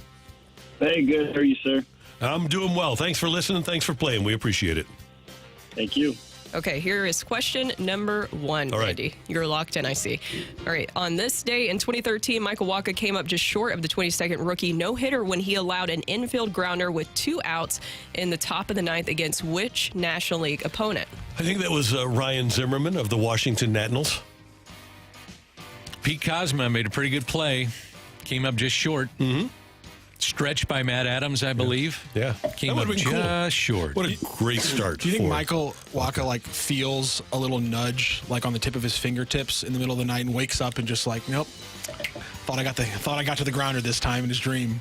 Yeah, probably. Sometimes. Feels a little nudge on his fingertips so close. Miles Michaelis was close too. That's right, yeah. 2 outs against the Pirates. We don't remember that, do we? Nope, we don't talk about that one. We talk about Wacha's.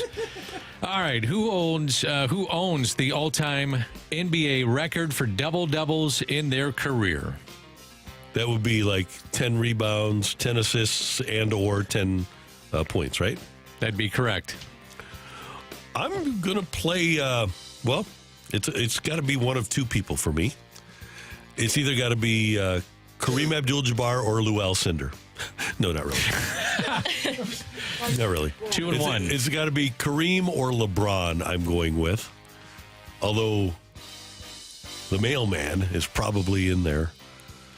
But because of the length of time that he has now played, no, I'm going to go with Kareem. I'm going to go with Kareem Abdul-Jabbar. I was going to go with LeBron, but he probably hasn't had as many double-digit rebound games as Captain had. So I'll go with Kareem.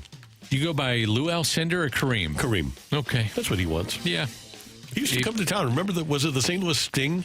Yes. And they had Doug Smith, and they had Kareem's son, Kareem Abdul-Jabbar Jr., and Kareem would come to the games. St. Louis Sting. Yeah, that was fun. I think Mark Lamping ran the league for a while. The CBA, but yeah, this was, I think, a different league than the CBA. Was it? Yeah. And Isaiah Thomas ruined the CBA. On to question 3. All right. The 2004 Detroit Pistons are known as one of the few starless teams to ever win a title. Who won the first finals MVP in their victory over the Lakers? Okay, you had Rasheed Wallace. You had Ben Wallace. You had Joe Dumars, who I think I'm going to go with here. I think Dumars was on that. Maybe. No, he might have been the GM of that team. Tayshaun Prince. Larry Brown was the coach. He was probably the MVP. I'll go with Rasheed Wallace. Just a total roll of the dice. That's your final answer? Final answer, sir. Question 4. Lengthy, but pay attention. Okay, I will. In baseball history, 6 teams have relocated after winning a title. But only 2 moved cities after winning multiple titles in their history. With both winning 5 before leaving. Are you following that? Yes, sir. So the A's are going to be one of these. Those franchises are the Athletics and who else? Okay. 5, huh? I'm going to go with the Boston, Milwaukee, Atlanta Braves, just off the top of my head. Is that your final answer? Well, they didn't win a lot for 84 years, but I'm going to count on them having won before 1918. Oh, no, that was the Red Sox. Yeah, I'll go with the Braves. Boston, because the Braves definitely won a couple in Milwaukee. So I'll go with the Boston, Milwaukee Braves before they got to Atlanta. It's kind of a wordy question. It is, but it's a good question. It is. I liked it. I got to get it all in front of me. I've been planning to use that question for a long time, and the athletics thing finally hitting meant I could finally use it because I haven't confirmed. I just want to make sure 100%. that you could follow along. Yes. Because I'm pretty sure if you look at other sports, there's only like 1 or 2 other teams in like the other 3 sports that have left a city after winning championships there. It's not a big list of teams that have relocated after winning titles. It's just a theory of mine about how crazy it is that a team that won a title left within 17 years. Raiders, Rams, Warriors. Yep. Do the Warriors count because they were in the same metro? I don't count that one because it's the same metro fair area. enough. All right, we have a winner in today's fight. Ooh, this was a close one. Low-scoring victory today for the fight winner. Is it Randy rolling on through this Wednesday fight, or does Tim jump up with a victory? Ring that bell. The winner and still champion of the fight, Randy Carricker. The fight is presented by Golf Discount of St. Louis. With the most experienced club fitters in town. Why shop anywhere else? Just win, baby. I'm sorry, Tim. It was a close one. Randy Carricker got you by a score of 1-0. Oh, wow. That's all right. I knew I was in trouble when I heard he was hammering the Mountain Dews. Yeah, that'll put you in a bad spot. We will go through the questions and answers on this day in 2013. Michael Wacha came up just short of the 22nd rookie no-hitter when he allowed an infield grounder to Ryan Zimmerman with 2 outs on the top of the 9th that went just off his glove, and they couldn't make the play. And that was, of course, against the Washington Nationals. The owner of the all-time NBA record for double-doubles in their career with 968 is Wilt Chamberlain, who and then actually Elvin Hayes is higher on the list. Where did my list go? I had the list here a moment ago.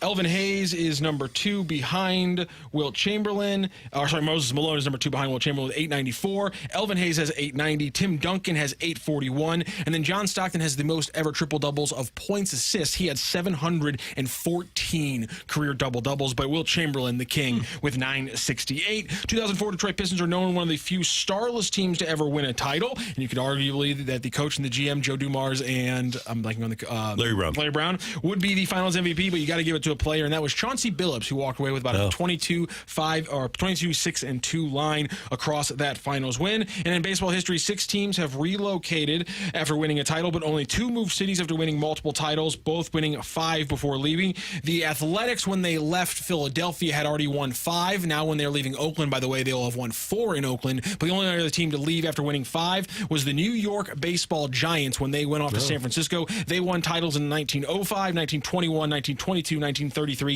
and 1954. They would move to San Francisco in 1958. The Giants won 1 title, and then they would win their second ever title in just their second year in L.A. after moving from Brooklyn. Doyers, excuse me. So a 1-0 victory for Randy Carricker in the fight today. Tim, thank you so much for joining the fight and joining the show today. Yep, thanks for having me, guys. Thank you. Appreciate it. Good to have you with us on 101 ESPN. Next up here on the opening drive, the Pac-12 is back, kind of. With the teams it has, can you really take it seriously? That's coming your way on 101 ESPN.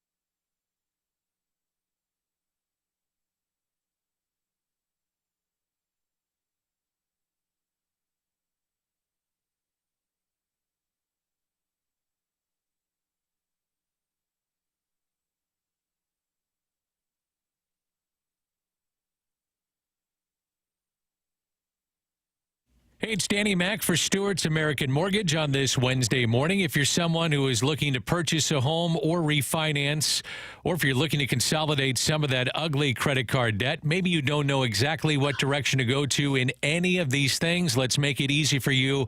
All you have to do is call Stewie from Stewart's American Mortgage. He'll help you every step of the way. And Stewie joins us now. Stewie, you helped another ESPN listener, didn't you? That's right, Danny. We closed him this morning in his house at 7 a.m. We send out the notary. You don't have to take off work. You don't have to go to a title company. We'll come to you. 15 minutes to closing was, no closing costs. This family went from a 20-year to a 15-year. Payment went up $5 a month. They just got a 20-year last year, knocked off 4 years off their loan. Saved $120,000. That is huge money. Makes all the difference in your life. I don't know about you, Danny, but I can use $120,000 extra dollars. He did it for free. He's way ahead of the game, and the house will be paid off before you know it. I love it. If it's a new home you're looking to purchase, Stewie will get you to the closing table fast. Try 10 days. He'll get you the best interest rate possible. He also has the bagel loan. You hear about that all the time. That can help you out, too. So what is the bagel loan?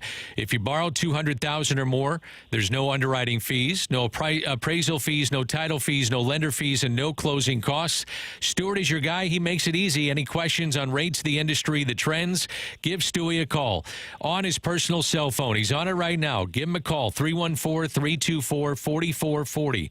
Again, that number, 314-324-4440, or you can Google the Bagel Loan. NMLS number 226715.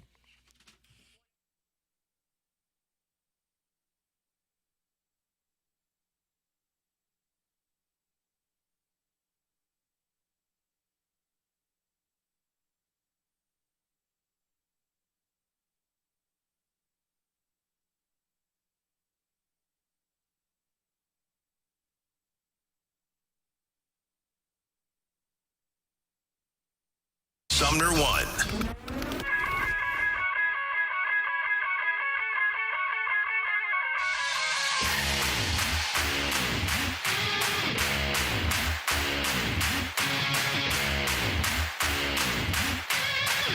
Last year, the Pac-12 disintegrated when USC, UCLA, Washington, and Oregon moved to the Big Ten. Colorado moved back to the Big 12 along with Utah. That left the Pac-12 with only Oregon State and Washington State. But they maintained the Pac-12, and now they're trying to rebuild it.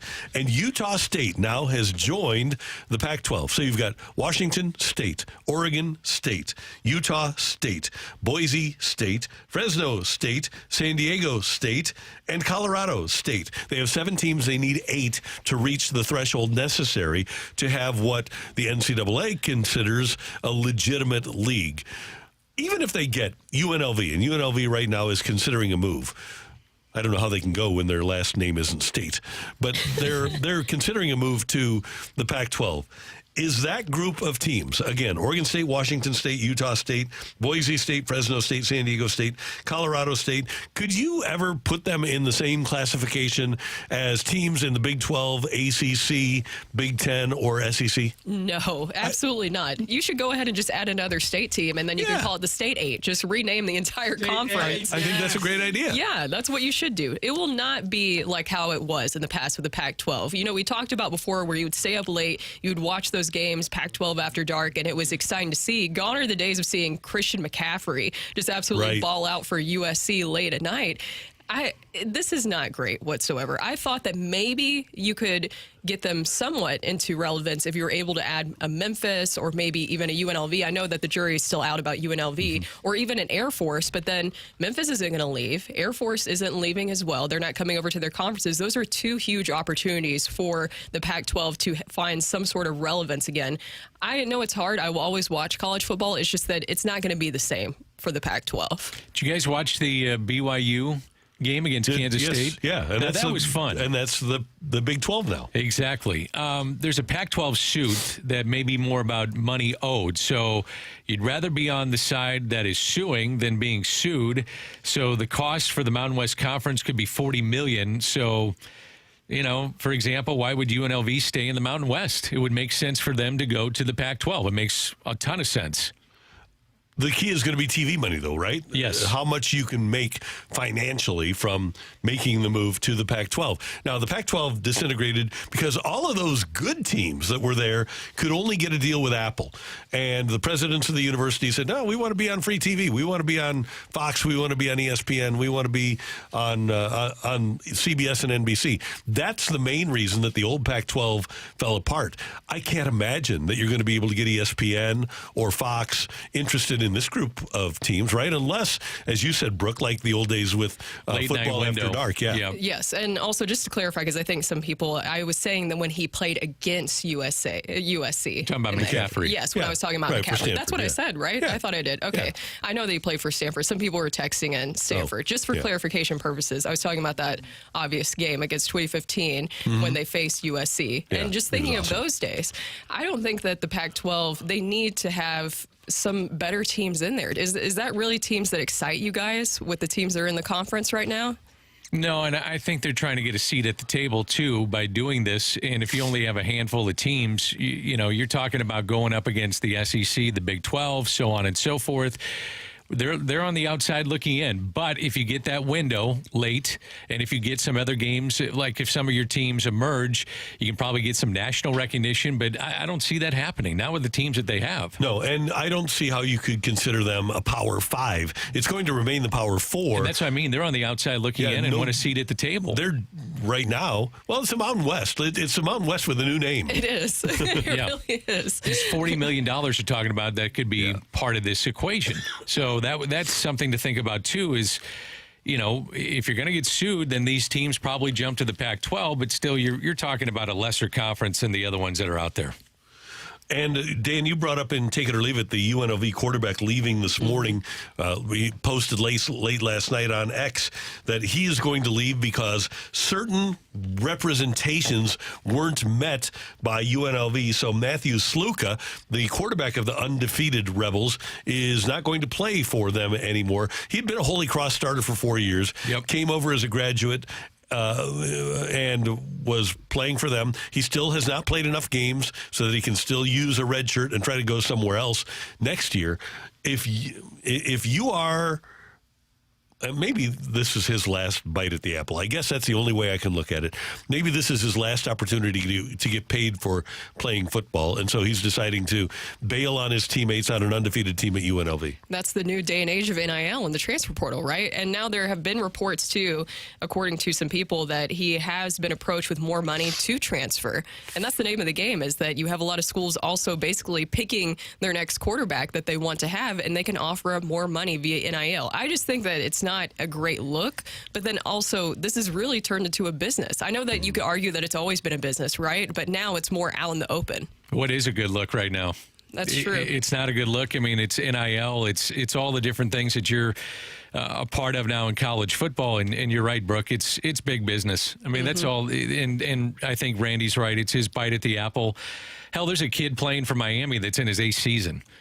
Tight end. Yeah. He's in year 8. That's great. It's unbelievable. He had a couple red shirts. He had a medical red shirt. He had a normal red shirt. He got the COVID year. He got hurt again. And he's playing in his 8th year of college football. It's a mess, and it's going to get worse. And I think that more kids are going to look at this. And I brought up the point before, is that if you're a kid that's competing for a playoff spot and one of the top teams in the country, I understand that you stay. But if you're not, and there's enough tape on you and you understand where you're going as a first-round pick, whether you play or not, why would you continue to play? And it's a business decision, and I don't blame a kid for saying, I'm done. I don't need to get hurt, and I'm trying to get paid and take care of my family. Also for those kids, too, when they're weighing their NFL options and they're looking at maybe where they'll land in the NFL draft, some of them, if they have the ability to stay another year, they might do that just because of NIL. Randall? It's a mess. It is. And you go back to why Nick Saban retired, right? It's because of NIL. He was having recruits over to his house for breakfast one morning, and his wife, Miss Terry, said, "Why are we doing this?" And he said, "What do you mean, why are we doing this?" And she said, all they care about is how much you're going to pay them. They don't care about how much you're going to develop them, which is what we've always done. So why are we doing this? And every coach in college is always, granted, he wants to make a lot of money, but also wants to develop young people. And now it's not about your football development anymore, which is not good for the NFL either. It's about making as much money as you can possibly make, and that's unfortunate. Now, I don't begrudge the kids either, because most of the kids aren't going to be able to play in the NFL. But when you're bailing on your teammates and you aren't participating anymore and your team has a chance to be pretty good, that's just a real problem for me. The lack of team play, the lack of desire to be in the trenches with your teammates is something that I just can't get on board with. Just look at the bowl games. Yep. I mean, you have no idea who's going to be in these bowl games outside the playoff. I mean, a bunch of these kids are going to say, no thanks, and FSU was a perfect example of that a year ago. And they got smoked by Georgia. Oh, it was terrible. Absolutely terrible. Another one? Yeah. You all right, Randall? I'm good. You going to hang in there? Yeah. Oh, yeah. Yep. The Rush Hour Reset coming your way next on 101 ESPN. It's time for a DraftKings at Casino Queen Redbird report on 101 ESPN. Brooke Grimsley here for your Redbird report. The Cardinals rallied, scoring 4 runs in the 8th inning to beat the Rockies 7-3 in the series opener last night. In the 8th inning, the Cardinals broke a 3-3 tie after Jordan Walker, Victor Scott II, and Mason Wynn had back-to-back run-scoring hits. Wynn earlier hit a 2-run homer and finished with a career-high 4 RBIs. Lars Nootbaar scored twice in the game. In 5 innings of work, Michael McGreevy allowed 3 runs on 4 hits in the second start and his 3rd appearance of his career. Eric Fetty will get the start tonight. First pitch is at 7:40. The Redbird Report is presented by DraftKings at Casino Queen. Play, stay, dine at DraftKings at Casino Queen.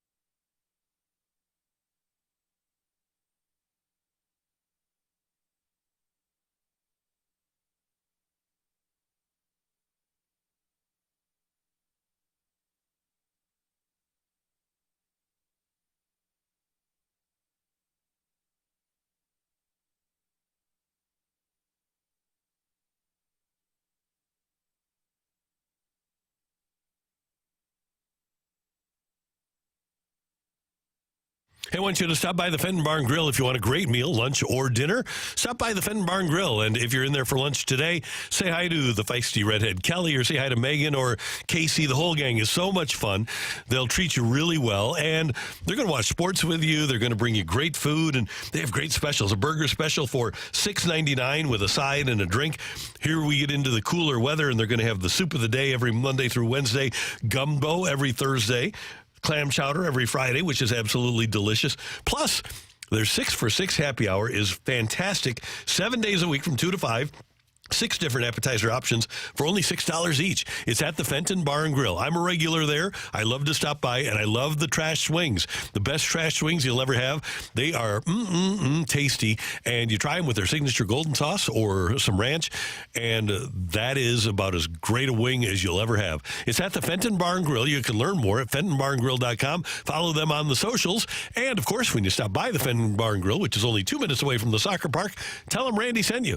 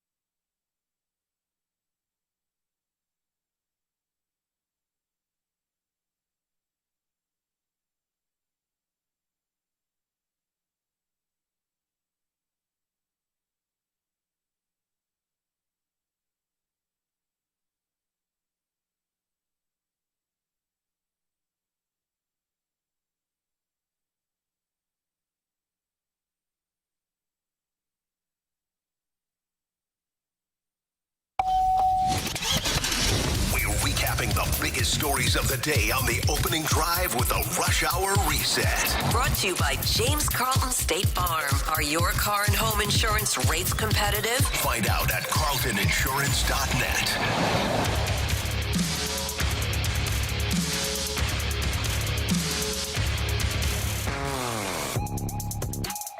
9:04 in St. Louis, your time check brought to you by Clarkson Jewelers, an officially licensed Rolex jeweler. Happy hump day. Good to have you with us here on 101 ESPN. The Cardinals will send Eric Fetty to the mound against Austin Gomber tonight in Colorado. Only 5 games left in the season. Man, this season flew by, even though it wasn't that great. But yeah, we're getting clapping noises that the Cardinal season is coming to crashing halt. Do we clap for it? Let's clap for it. Yeah. Okay. Yay! It is an improvement from last year. If the Cardinals can win tonight, they will clinch at worst a 500 record. Woo-hoo! So they're 80-77. And so they can be at least 500 if they win tonight. And lollipops. That means we go to a bowl game. Yeah. That means we go to a bowl game. Yeah, that's right. 500. We're in a bowl game. Yes. Successful season, everybody. Good job. Ooh, which one do we get? Do we get the Liberty Bowl? Do we get Cotton Bowl? Shreveport. Yeah. We're Independence. Shreveport, baby. There you go. Yes. That's what we deserve. I will say a positive from last night is we keep talking about this new era, the ushering and the youth movement, and you had the young players coming through. Even with Michael McGreevy on the mound, what he was able to do, I wish that we were able to see more of him this season because he might be a factor for your starting rotation for next year. Could be. We'll find out, and we'll find out more in spring training, including McGreevy. Cardinals line up at 8 players, 27 or younger, who will have team control for at least another 3 seasons. So that's something to consider. That 8th inning where the Cardinals did their damage, Arenado a single, walk by Newbar, and then 2 out hits from the guys that you're thinking about moving forward. Walker, Victor Scott, and Wynn.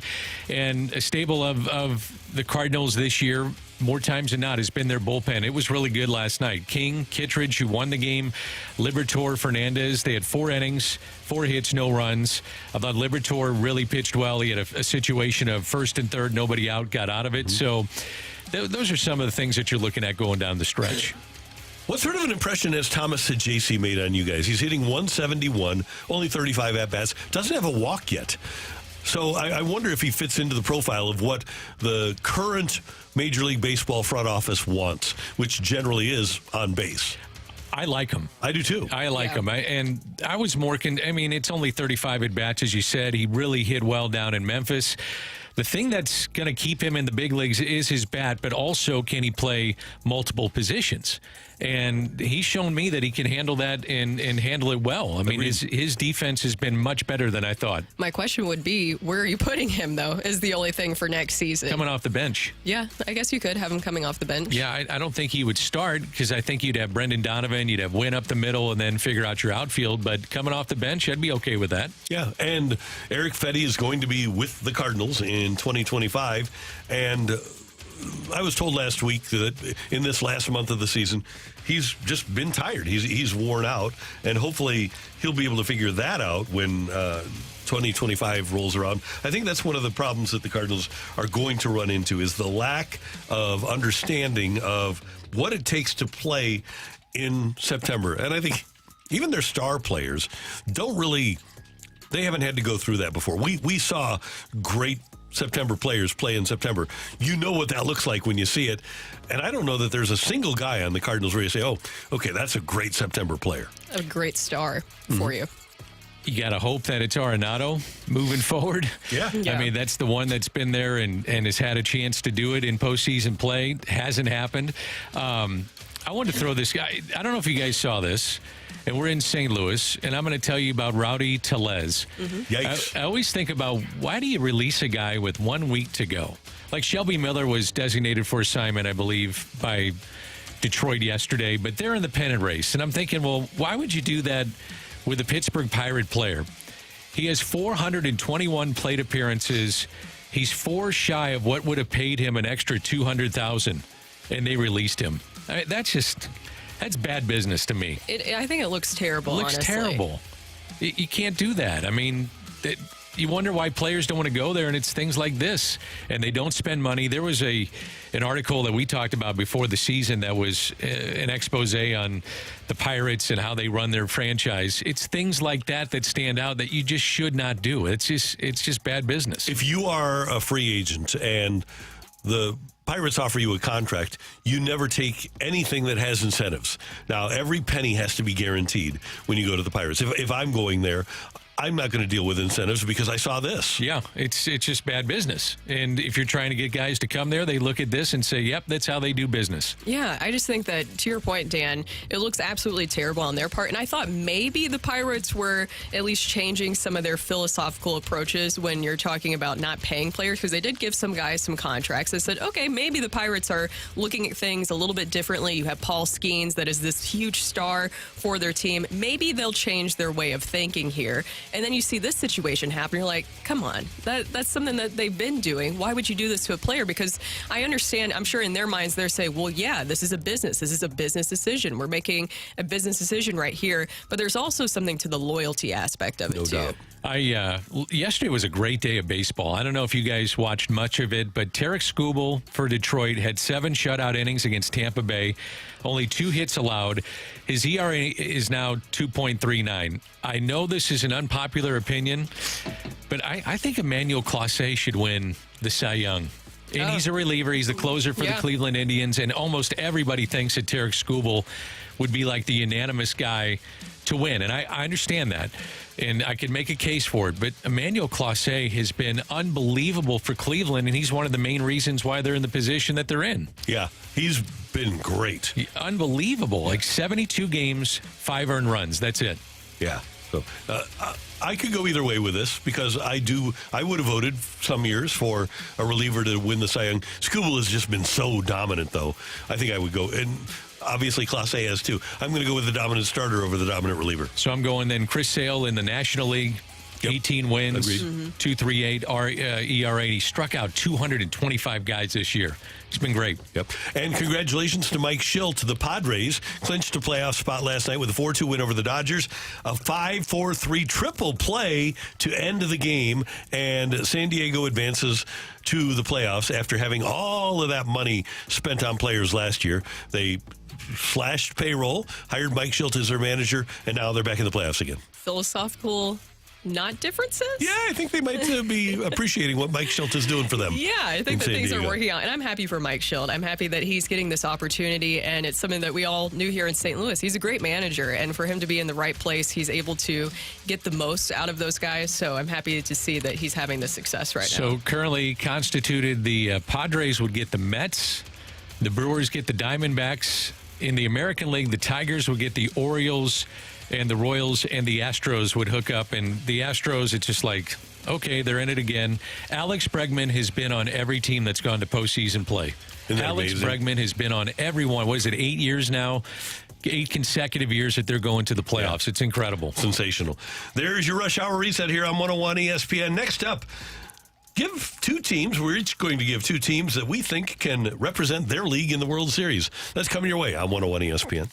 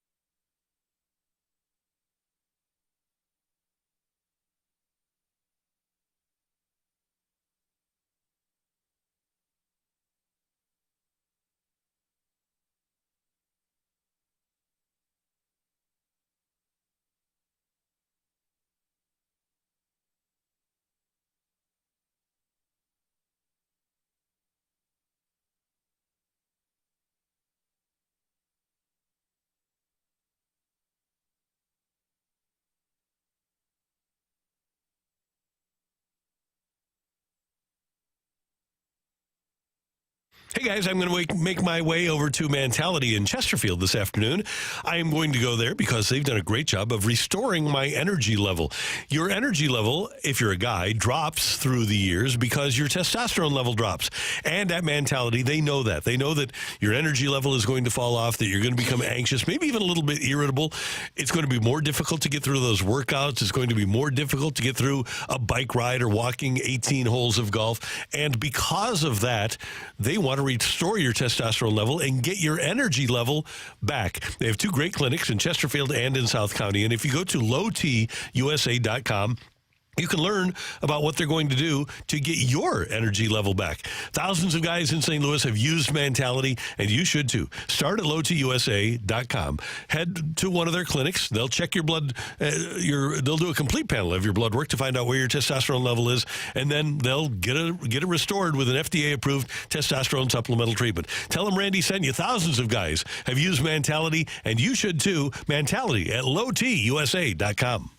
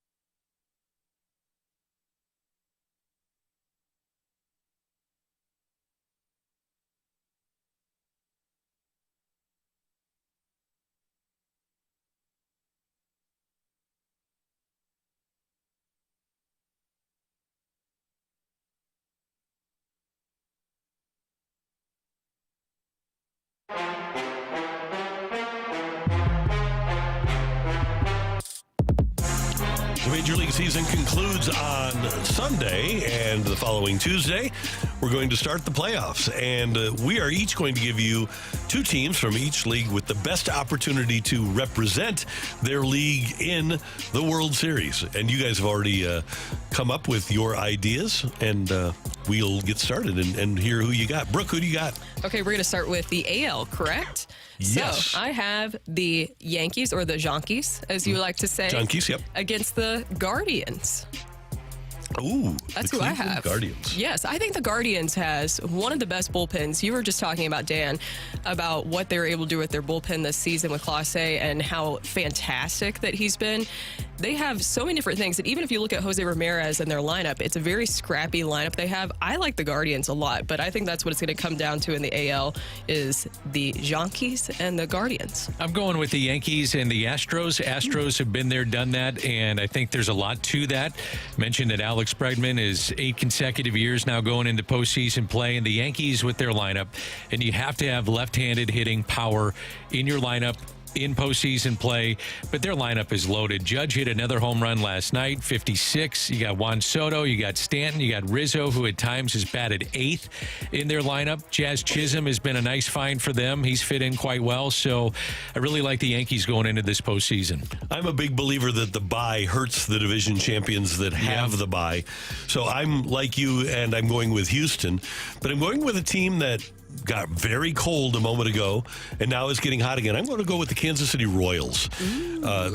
They've got the necessary elements. They've got starting pitching. They can pitch at the back end of the bullpen. They've got a decent lineup, not a great lineup. They did some things at the trade deadline to help themselves out. I'm going to go with Houston and Kansas City in the American League. I don't think you can overlook any wild card team that's in this. No. Because they're all playing playoff baseball for the last month and a half, 2 months, just to get, like Detroit. They were completely out of it. Now, all of a sudden, they're playing some of the best baseball in the game. And that's a dangerous team. So any of these wild card teams to me are very, very dangerous. And because of the layoff, as you mentioned, when you're a division winner, wild card teams have something going, man. And KC is only 2 games ahead of Minnesota, along with Detroit for that final wild card spot. So it's Kansas City and Detroit now are the final 2 wild card spots in the American League. And the Royals, they were able to snap their skid last night because, as you mentioned, it has been a cold stretch for them. They do have all the right pieces. I believe that Bobby Witt Jr. could be a star, especially in the postseason. Yep. That's my dark horse candidate that I have for the AL. Are we shifting gears now to the National League, Daniel? All right, National League. I love San Diego. So much is made of their bullpen, which is incredible. On average, in playoff baseball, the starter only lasts 5 1/3. That's it. So you better have a really good bullpen. They probably have the best in the game. I like their starters, though, too. Dylan Cease, Joe Musgrove, Michael King, Yu Darvish. Perez is in there as well. And their lineup has the lowest strikeout percentage in baseball. Lowest. And so a lot of that has to do with Luis Ariz. I get it, but they've got a really good lineup. I just think all the pieces are there for San Diego to make a run. I might be biased here, but I think they have the best manager in the playoffs in the National League. You might be biased, but you saw him. He's pretty good. Yeah. That's who I have. I have the Padres and I have the Phillies as my 2 in the National League. I'm with you, Dan. I like everything about the Padres. Also, Jackson Merrill, what he's been able to do. Remember, we talked to Mike Schilt about what Jackson Merrill has been able to really bring. He's had a monster second half of the season to really help propel them forward. I like the Padres a lot, and I think that also, because then you would have the Padres facing the Dodgers to get to the point of what I'm predicting here, I could see this as revenge for Mike Schilt, because remember, when he was at the Cardinals, his last time as the Cardinals manager when they were facing the Dodgers, it didn't work out for him. I think that this will be his chance to get revenge. And surely, I don't know if you guys are going to be with me on this, but surely you have to give some credit to the Phillies. And yes. I love the Phillies. I mentioned the left-handed power, how important it is. You've got Schwarber, you got Harper in that lineup. From the right side, you got Castellanos, Realmuto, and then their stars, the studs that are in their rotation, Wheeler and Nola. They are kind of the team that goes against the idea that you can't leave a starter in longer in postseason play, because the guys that they have can go deeper into games, and that's something that I think you have to look at. I look at the National League representative, and I'm with you guys on the Padres, by the way. Last year's National League representative, the Diamondbacks, they get Merrill Kelly back. They get Christian Walker back now. They've got Zach Gallen at the top of that rotation. I know that they've had some issues with Sewald at the back end, but they have the elements to get back to the World Series. Lourdes Gurriel has had a really good year for them. Corbin Carroll has turned it on in the second half of the season. Eugenio Suarez provides power. They've got a lot of really good pieces in Arizona. So I'm going to go with the Padres and the Diamondbacks as my two favorites. So all four of mine, two National League, two American League, are teams that are playing in the first round. Isn't it funny? We haven't even mentioned the Dodgers in this segment. Yep. And they got the best player on the planet. They've got Freddie Freeman. They've got Betts. And still we're not even talking about the Dodgers, who will be dangerous once they get to postseason play. And if you're Fox, you're sitting there saying, man, I hope it's the Dodgers and the Yankees. No doubt. Can we get those two teams? Padres, no. We want Arizona, not really.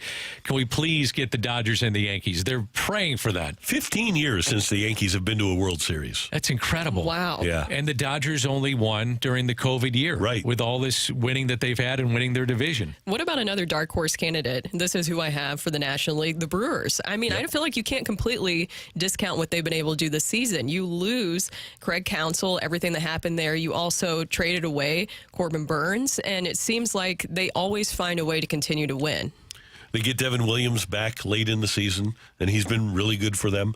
They make starting pitching. They lose Burns. Brandon Woodruff has been on the shelf all year long, but they're able to find starting pitching. And Pat Murphy, like Counsell before him, gets guys to play the game the right way, and Milwaukee really does. It's hard to believe that they've done this amount of winning and no one gives them a lot of credit. Not just even when they don't win in the playoffs, but it's a really good story in baseball because of all the things that you just mentioned. And for them to run away with the division, which they did, you got to give them a lot of credit because they basically led from day one, didn't give it up, and won the division with ease. They have the biggest thing in baseball for me. We saw those all-star teams last year with the Mets and Padres. What you got to do is build a unit. And it's interesting that David Stearns has gone to New York with the Mets. They've slashed payroll, but they built a unit very similar to what he had in Milwaukee. And I'll be interested to see what the Mets do in the postseason, too. I don't expect them to do an awful lot, but I didn't expect them to be in the playoffs either. No. So I don't know what to expect from them. Yeah, I really have no idea. I know that you guys probably discussed this earlier in the week while I was gone, but Willson Contreras, his comments the other day when he was talking about winning the division and really putting that on the front office, what did you guys think about that? Especially when we were talking about the Brewers and how I wasn't expecting them. I thought at a certain point they would have fallen apart, but they obviously have been able to stick to their plan, and they haven't deviated from it. He's right. He is not wrong when he says the Cardinals should own the division. They did for a long time, and there's no reason for the Cardinals. Well, let me put it this way. If you had the same group of people that you had 5 years ago, there would be no reason for the Cardinals to not win the division on a regular basis. But there has been a lot of brain drain from this organization since 2012 with Luno and Mike Elias, who's the Orioles general manager, and Sigma Dahl, who's the assistant GM, and Brent Strom, and so many other. Mark DeJean is gone. Mike Schilt is gone. So many really good baseball people have left this organization, and that's what Willson Contreras grew up watching.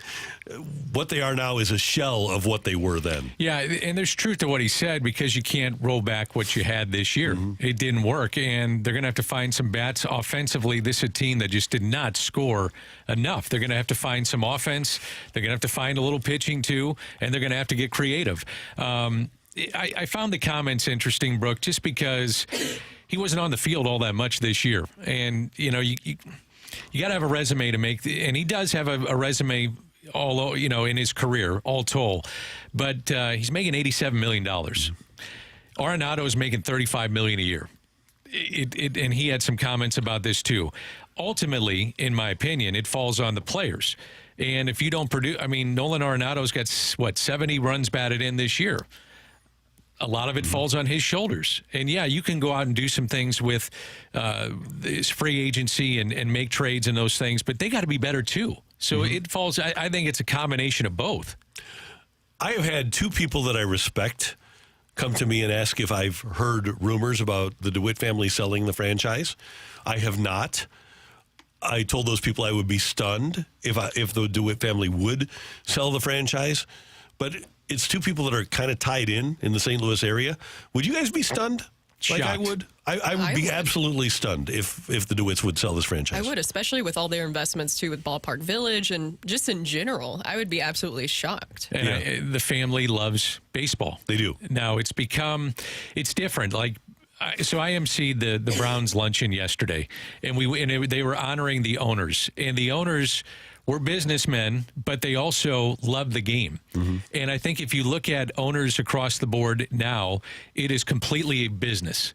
There's not a love of the game. And the DeWitts still love the game. They love being here in St. Louis, and they've been here a long time with the Browns and now the St. Louis Cardinals. I'd be shocked if that happened. I really would. I would too. That being said, if for whatever reason the team would become available, the first people that are going to hear about it are the other owners. And there is one owner that has wanted to own this franchise for a long time, and that's Jim Crane, the Astros owner.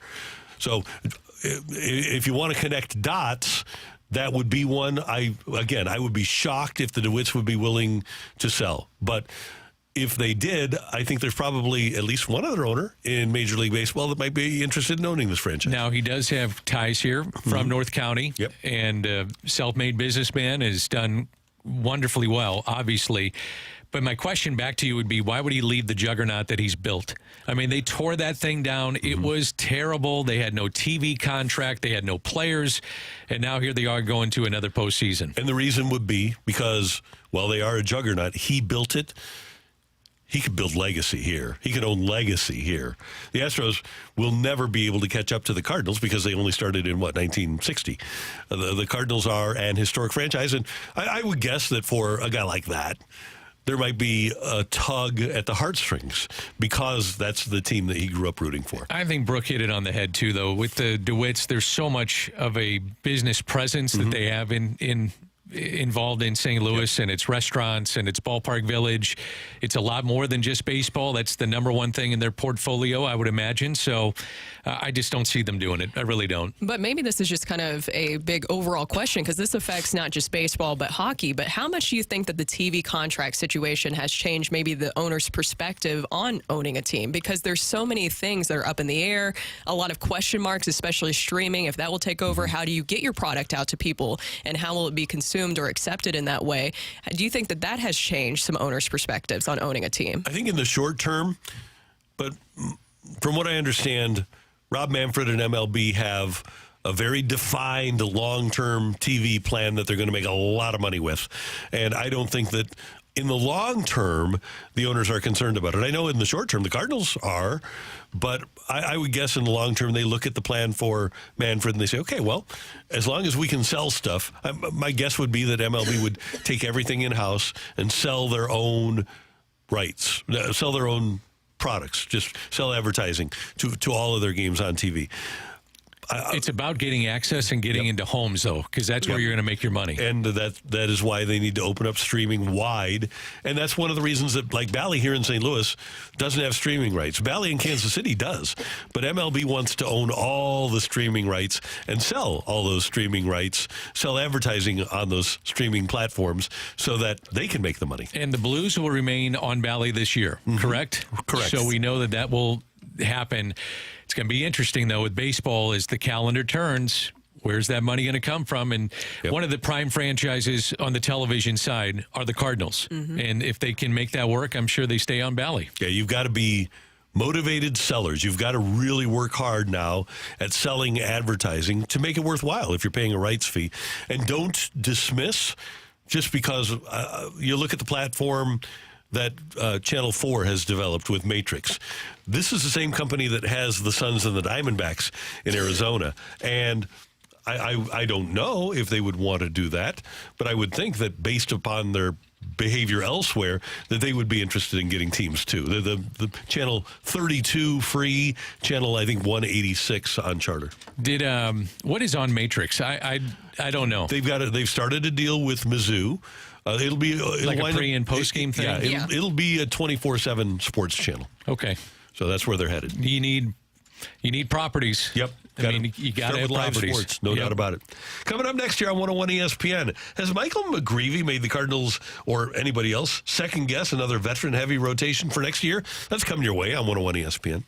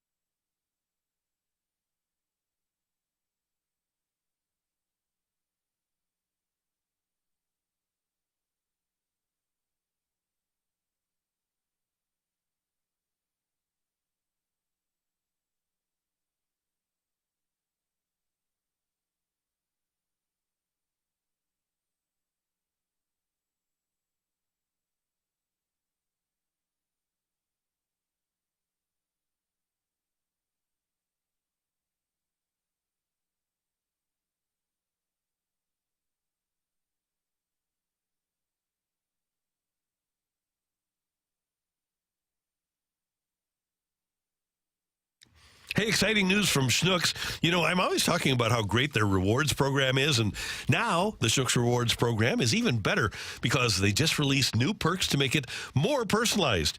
At Schnucks, they now have personal double points days, and that makes earning rewards easier and faster. Just keep an eye on the Rewards app for your personal double points day coupon, and once you clip it, you can use it to get double the points on your entire purchase. So instead of your usual 2% back, you're getting 4% back in Schnucks Rewards to use on a future purchase. You get to choose when to use the coupon. You could apply it the next time you do a stock-up shop, so you really get the bang for your buck, or you can get 2% back and use it another time. To get your app, all you need to do is go to the App Store and download it, and then use the in-app coupon to be sure to download the Schnucks Rewards app and check your digital coupons. That's where you'll find this coupon when it periodically pops up. Download the Schnucks Rewards app today and look out for those personal double points days.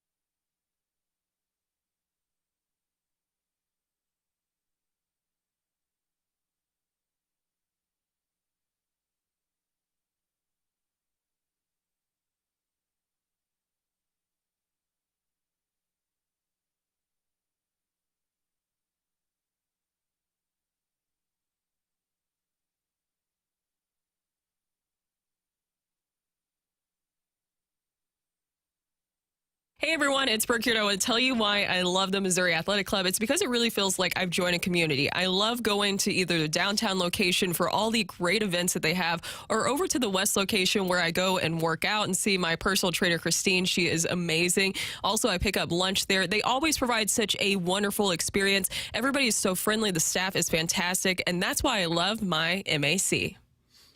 That might have been.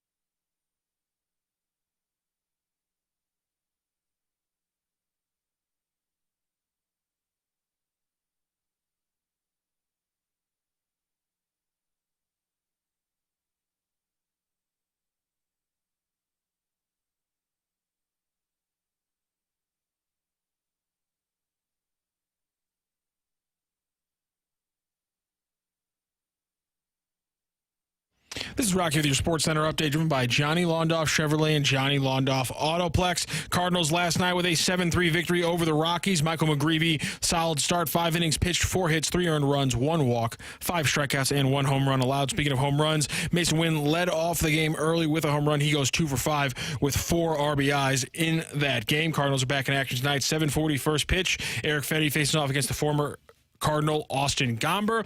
But you also want to be tuned into 101 ESPN tonight as we have Blues preseason hockey as they travel to Columbus to face off against the Blue Jackets. Pregame starts at 5 p.m. right here on 101 ESPN. That is your Sports Center update driven by Johnny Londoff Chevrolet and Johnny Londoff Autoplex. See them at londoff.com. Chevy, together we drive.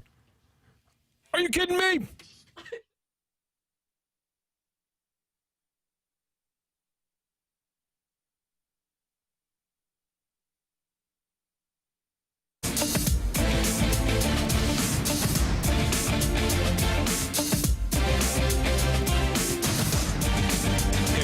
Text. I did. There's someone from the 314. Love your show, but are you having it from the lobby of a local urgent care? I thought it was funny. I know I sound a little funky. I'm sorry. I do too. Don't apologize. We aren't apologizing though. Matthew told us not to. So there's no need to. You guys sound fine. Don't apologize to people because you're feeling crappy. Like, get the hell out of here. I don't care if people, you guys sound like you're from a lobby. I don't care. That was funny, doing their job, doing their work. Get over it. We need to do the show from the lobby of a talk. Short total access urgent care. Yeah. You guys been to that one? That's a good one. Total access is good. The one on at least in Creve Coeur is good. That's where I went this weekend. Is it good? Yeah, they did. Yeah, I actually did. Be Tauk, I guess. Tauk. Okay. Tauk. We have one across the street. There's a They're St. Luke's everywhere. one. Yeah, it's unbelievable. They're great, honestly. Get you in and out. Oh, yeah. I got 4 kids. Of course I've been there. Yeah, there you go. How frequently, Dan? Too many times to count. A lot. Guys, one of the things that I have mentioned down the stretch here is that I think the Cardinals have a unique opportunity to try to get something out of their young pitchers. And we know Lance Lynn isn't going to be back. I think last week I thought that Kyle Gibson was a 50-50 proposition to be back. Now I believe he's probably 75-25 to be back. You know that Gray is going to be here. Matz and Michaelis, maybe. Fetty, yes. But the Cardinals do need to find a way, in my opinion, to get young pitchers going. And maybe what you do next year, because Palante is also going to be in the rotation, maybe you say, okay, there's a job up for grabs, and Zach Thompson, if he's still here, McGreevy, Graceffo, Quinn Matthews, those 4 are battling for one spot in the rotation. Would you guys be intrigued by that? Have a youngster be the 5th guy behind Gray, Fetty, Palante, and Gibson, let's say. Would you guys be intrigued by that? Yes, I would be very intrigued by that. I think Quinn Matthews is very intriguing and could be a part of next year. Not to put too much pressure on him, but still, the way that he has really moved through the system so quickly, I like his stuff a lot. I think that he could be somebody that is definitely competing for a job during spring training. And then you saw Michael McGreevy. We've been waiting to see Michael McGreevy, and I wish that we could have seen more of him this season. Well, I would say that even more so wanting to view the young players or young pitchers, I think fans have had Michaelis Matz fatigue. Yep, I agree. I think that's part of this equation, too. I just think that they, you look at the numbers for Michaelis, they've been awful. You look at Matz not being available. I think there's fatigue with that, and you change it up and give some of these young guys a shot. If the Cardinals hold a press conference next week and they said, we're going with the youth movement, that's what we're doing, you're going to see payroll slashed, I think people might be okay with it. Mm-hmm. I think they might be okay. Let's look at this. Miles Michaelis this year, these are our regular numbers. These aren't to the analytics. Some people in baseball call them analytics nerds. I'm not even going to call them a name. I'm just going to say they are not the analytics people's numbers. These are just regular old baseball numbers. He's 9-11 with a 5.35 ERA and 166 2/3 innings pitched. Don't you think you could crowdsource a group of young pitchers to get that out of the number 5 spot for a whole lot less money? Where are you going to put all the young pitchers, though? So how would you do it? Well, you could have a Memphis shuttle, or you could have a guy that steps to the fore. For me, I'm coming out of spring training. I'm going to go with the hot hand. So I'm committing to one guy, and if he falters, next man up.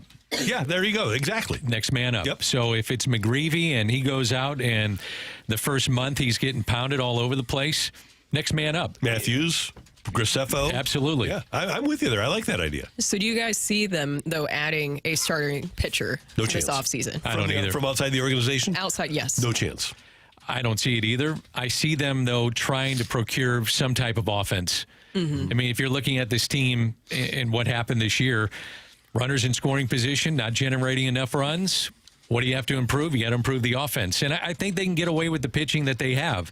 It's not great, but I think they can get away with it. From the 314, I'd rather watch a young team struggle than an old team struggle. Kind of to your point, Dan, of what you're saying. If they come next week and they say, hey, we're going with the youth movement, I think that people would be accepting of that. Just based off what we've seen off the text line, what I've seen on social media, they would be accepting. But I think the follow-up has to be, then we're going to add more to our coaching staff. We're also going to add more within our organization.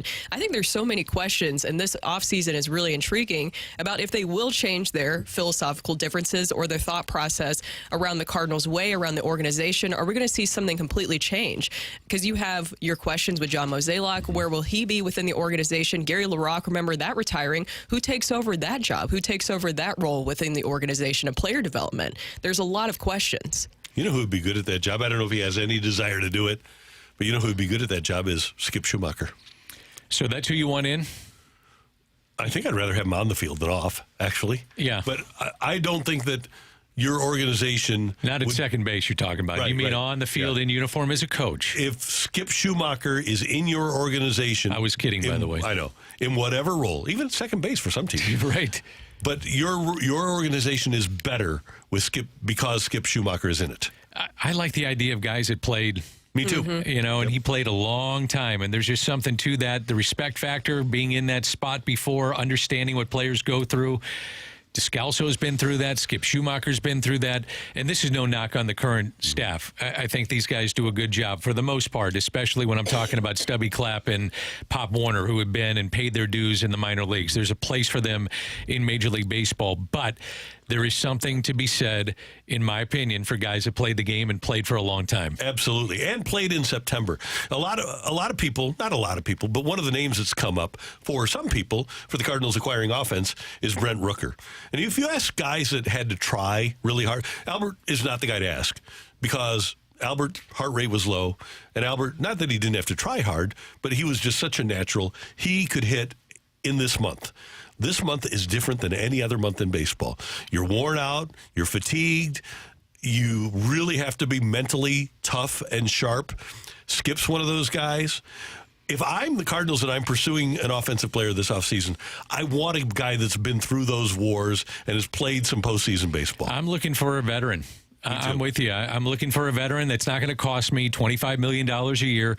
And there are guys that'll be out there that have played at a high level. Maybe they're on the downside of that high level, but you can get them for a certain amount of money. And I'd be okay with that. I mean, look at what the Dodgers did with Teoscar Hernandez. And that might be the guy you go after. Exactly. J.D. Martinez. He was, some of the contracts that he signed on the tail end of his career here have been reasonable, and he's still putting up numbers. Hasn't been great at times. I understand that, but there have been other places that he's played at where it's worked. I think you can look at those type of players and probably looking at how they did the pitching staff this year and apply that to the offensive side, going to find veterans that have been there, done it, and give them a shot to fit in with this team. That's Dan, that's Brooke, I'm Randy, and we're going to head down the stretch with today's edition of Rocc and Roll here on 101 ESPN.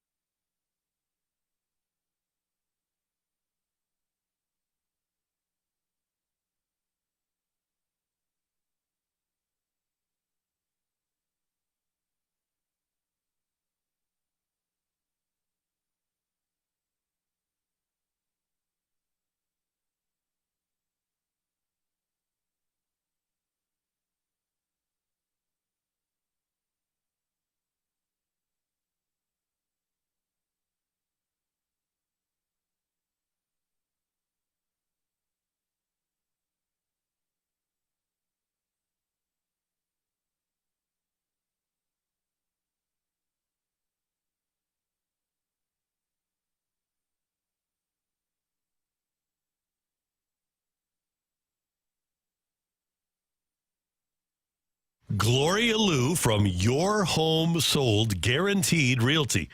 Your Home Sold Guaranteed. Gloria's name is her promise and says it all. Your Home Sold Guaranteed Realty. And Gloria's mastered the home selling promise by guaranteeing upfront and in writing to sell your home at your agreed to price and time frame, or she'll buy it herself, and that's guaranteed. Does your agent compare? I can pretty definitively say no. If you are starting to think about the process of selling your home, if you've made that decision to sell your home, there's only one person to call, and that's Gloria Liu at 314-325-6888, 314-325-6888, or visit her on the web at gloriahasthebuyers.com. And that's because she's able to guarantee the sale of your home with 20 years of buyers in an exclusive database looking to buy in your neighborhood and in your price range. She does a pretty good job, the best job of anybody in St. Louis. Gloria Liu at 314-325-6888 or at gloriahasthebuyers.com. As always, Gloria and seller must agree on price and possession date. To learn more, visit gloriahasthebuyers.com.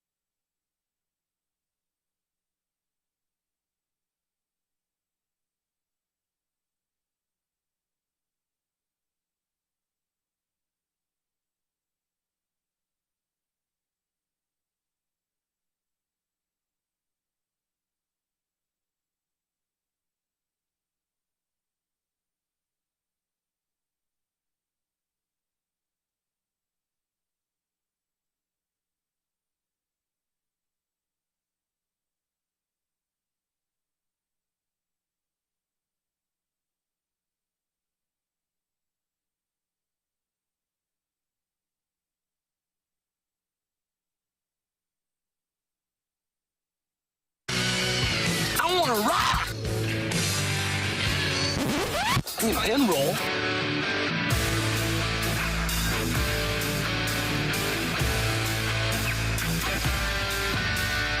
Let's rock. Let's rock today.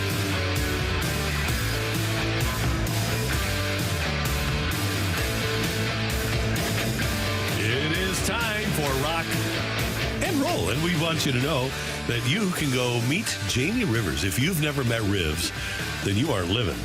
Each week, the Rizzuto Show and the Fastlane are battling in the Pick'em Challenge, and sometimes they come together to hang out and watch some football, and they're going to do it tomorrow. You can learn from the Riz Show and Jamie Rivers from the Fastlane tomorrow from 6:30 to 8:30 at Helen Fitzgerald's in South County. Watch the Thursday night football game, get signed up for some Point and 101 ESPN giveaways, and enjoy a cold Bud Light. That is tomorrow from 6:30 to 8:30 with Learn and Jamie Rivers at Helen Fitzgerald's on Lindbergh in Sunset Hills. All right, Rock, what do you got for us? I love when a story develops while we're on the air. I was waiting to comment on the Matthew Sluka was story. Thinking that day because there was a lot of things being thrown around, but it didn't really sound like there was anything concrete. And the good thing to know is that hasn't changed, because 1 hour ago, Carl Reed, who obviously we know here in St. Louis, former coach of Lutheran North and now an incredible analyst for college football, he sent out this tweet again about an hour ago. All financial commitments from UNLV quarterback Matthew Sluka were completely met. But after wins against KU and Houston, Sluka's family hired an agent, and they collectively feel that his market value has increased per source. The issue there is that Adam Rittenberg from ESPN, also an analyst for college football, sent out this tweet 21 minutes ago. Bob Sluka, father of UNLV quarterback Matthew Sluka, has told ESPN that his son's agents agreed to an NIL deal with his school back in February, never received payments despite requests, and never asked for any adjustments to the original deal. Quote unquote, we have no idea what the hell happened. Which tells me right now, somebody is lying to somebody. I think it's such a bad look for the quarterback, honestly. And I mean, imagine being Barry Odom in this situation too, where they're able to build up. They're ranked in the top 25 currently right now, and they're off to a great start to the season. And then your quarterback just decides to say, no, I'm not doing this anymore. I found something better out there for me. Well, I will say this. I don't think Grandmama ever didn't get paid when he made his deals, right? He was pretty good at UNLV, too. Yeah, and I'm sure Larry Johnson. I think he got paid. Yep. Yeah, he got paid a lot. Yeah, so I can't imagine at UNLV of all places that they wouldn't come through with the money that they agreed to pay athletes. They like paying athletes a lot of money there. They even take them in hot tubs with them. So I don't. Yeah, they do. I can't imagine that this is on UNLV until we find out what the actual truth of this is, whether it's greed on one side or an inability to follow your commitments on another side. This is only a problem. We're only having this story not because of the mistakes of Matthew Sluka, his family, or UNLV. This is because the NCAA simply let this become the Wild West. True, right. Because they never wanted it to happen in the first place, and they refused to, let's be honest, from the get-go, it had nothing to do with student-athlete, they refused to give players on the labor side any leverage. That's what the NCAA was stopping. Mm-hmm. And that's why we're in this problem. Not because of Matthew Sluka, not because of UNLV. We're here because they refuse to put an actual system in place that would stop these kind of things, that would regulate these kind of things. And if it was happening, we would know what was actually happening. But instead, we're out here in the Wild, Wild West, shooting our guns in the air and wrangling cattle. And thank you to the NCAA for screwing up another thing. Just fantastic. Great job, guys. Adam Rittenberg is a great reporter and is just reporting what Sluka's dad told him. That's true. But I'm much more inclined to believe the sources of Carl Reed than I am Matthew Sluka's dad. You guys respect Pete Thamel? I do. Yeah, he came out and said once Sluka enrolled there was no effort by the UNLV's collective to formalize a contract of that amount, which was $100,000. Months after Sluka enrolled and Cromartie made multiple efforts with the staff and school to address the issue, he said the school and collective came back with a contract of $3,000 per month for the next 4 months. So that would be, $88,000 less than what he appeared to get up front.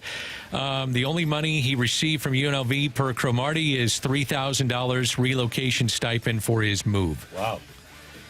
Yeah, Pete Thamel. Another tweet from Adam Rittenberg quoting Bob Sluka. They keep deferring. We don't know. You have to wait. And then it was like, we're going to give him game checks. So we're like, okay, great. We did not ask for a single dollar more. Adam Rittenberg asked, this was not in the quote, in the tweet, this was not in the quote. Sluka added that Matt's living expenses were not even covered.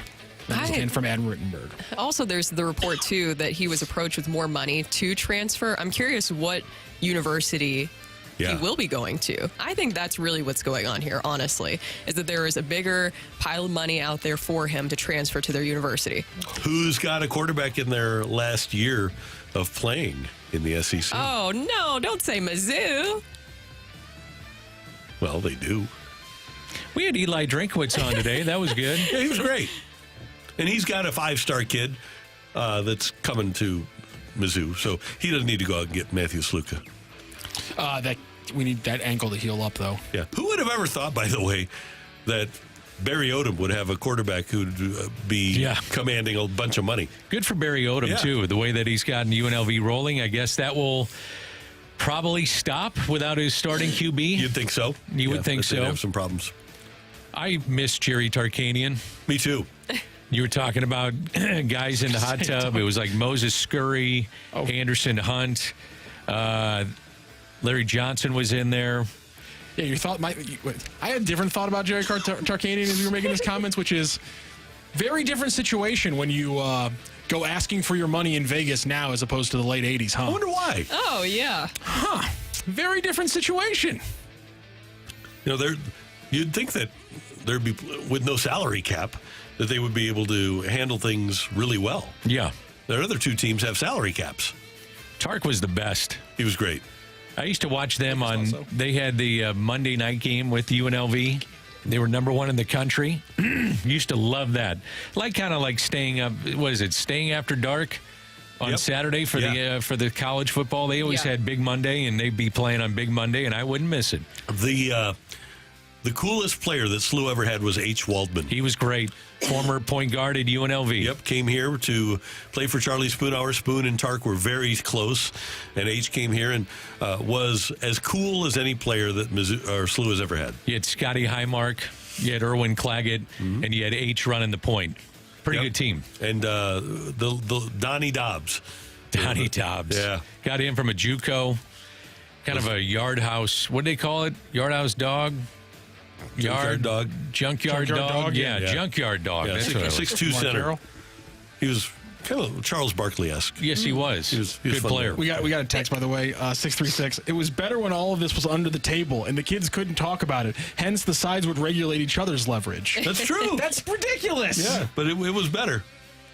Now it's all out in the open. Oh, yeah, it was. How was it better? Because then you didn't have these stories. Is that what it is? Well, no, you didn't have these stories, but you had the big one where SMU gets their head lopped off. See, that's the thing. You got to cheat well. You got to hide it in cheeseburger bags. Let's be honest here. There's a reason that Alabama has a new coach this year. All right, great job today by our producer, audio, video engineer. Because the kids don't care about being developed anymore, Randy. What are you talking about? Great job, Matthew Rocchio. My pleasure. Brooke, it's great to have you back. Yes. Did you have fun today? I did. Good, I'm glad. I'm sorry. I'm sorry for coughing every once in a while. Me too.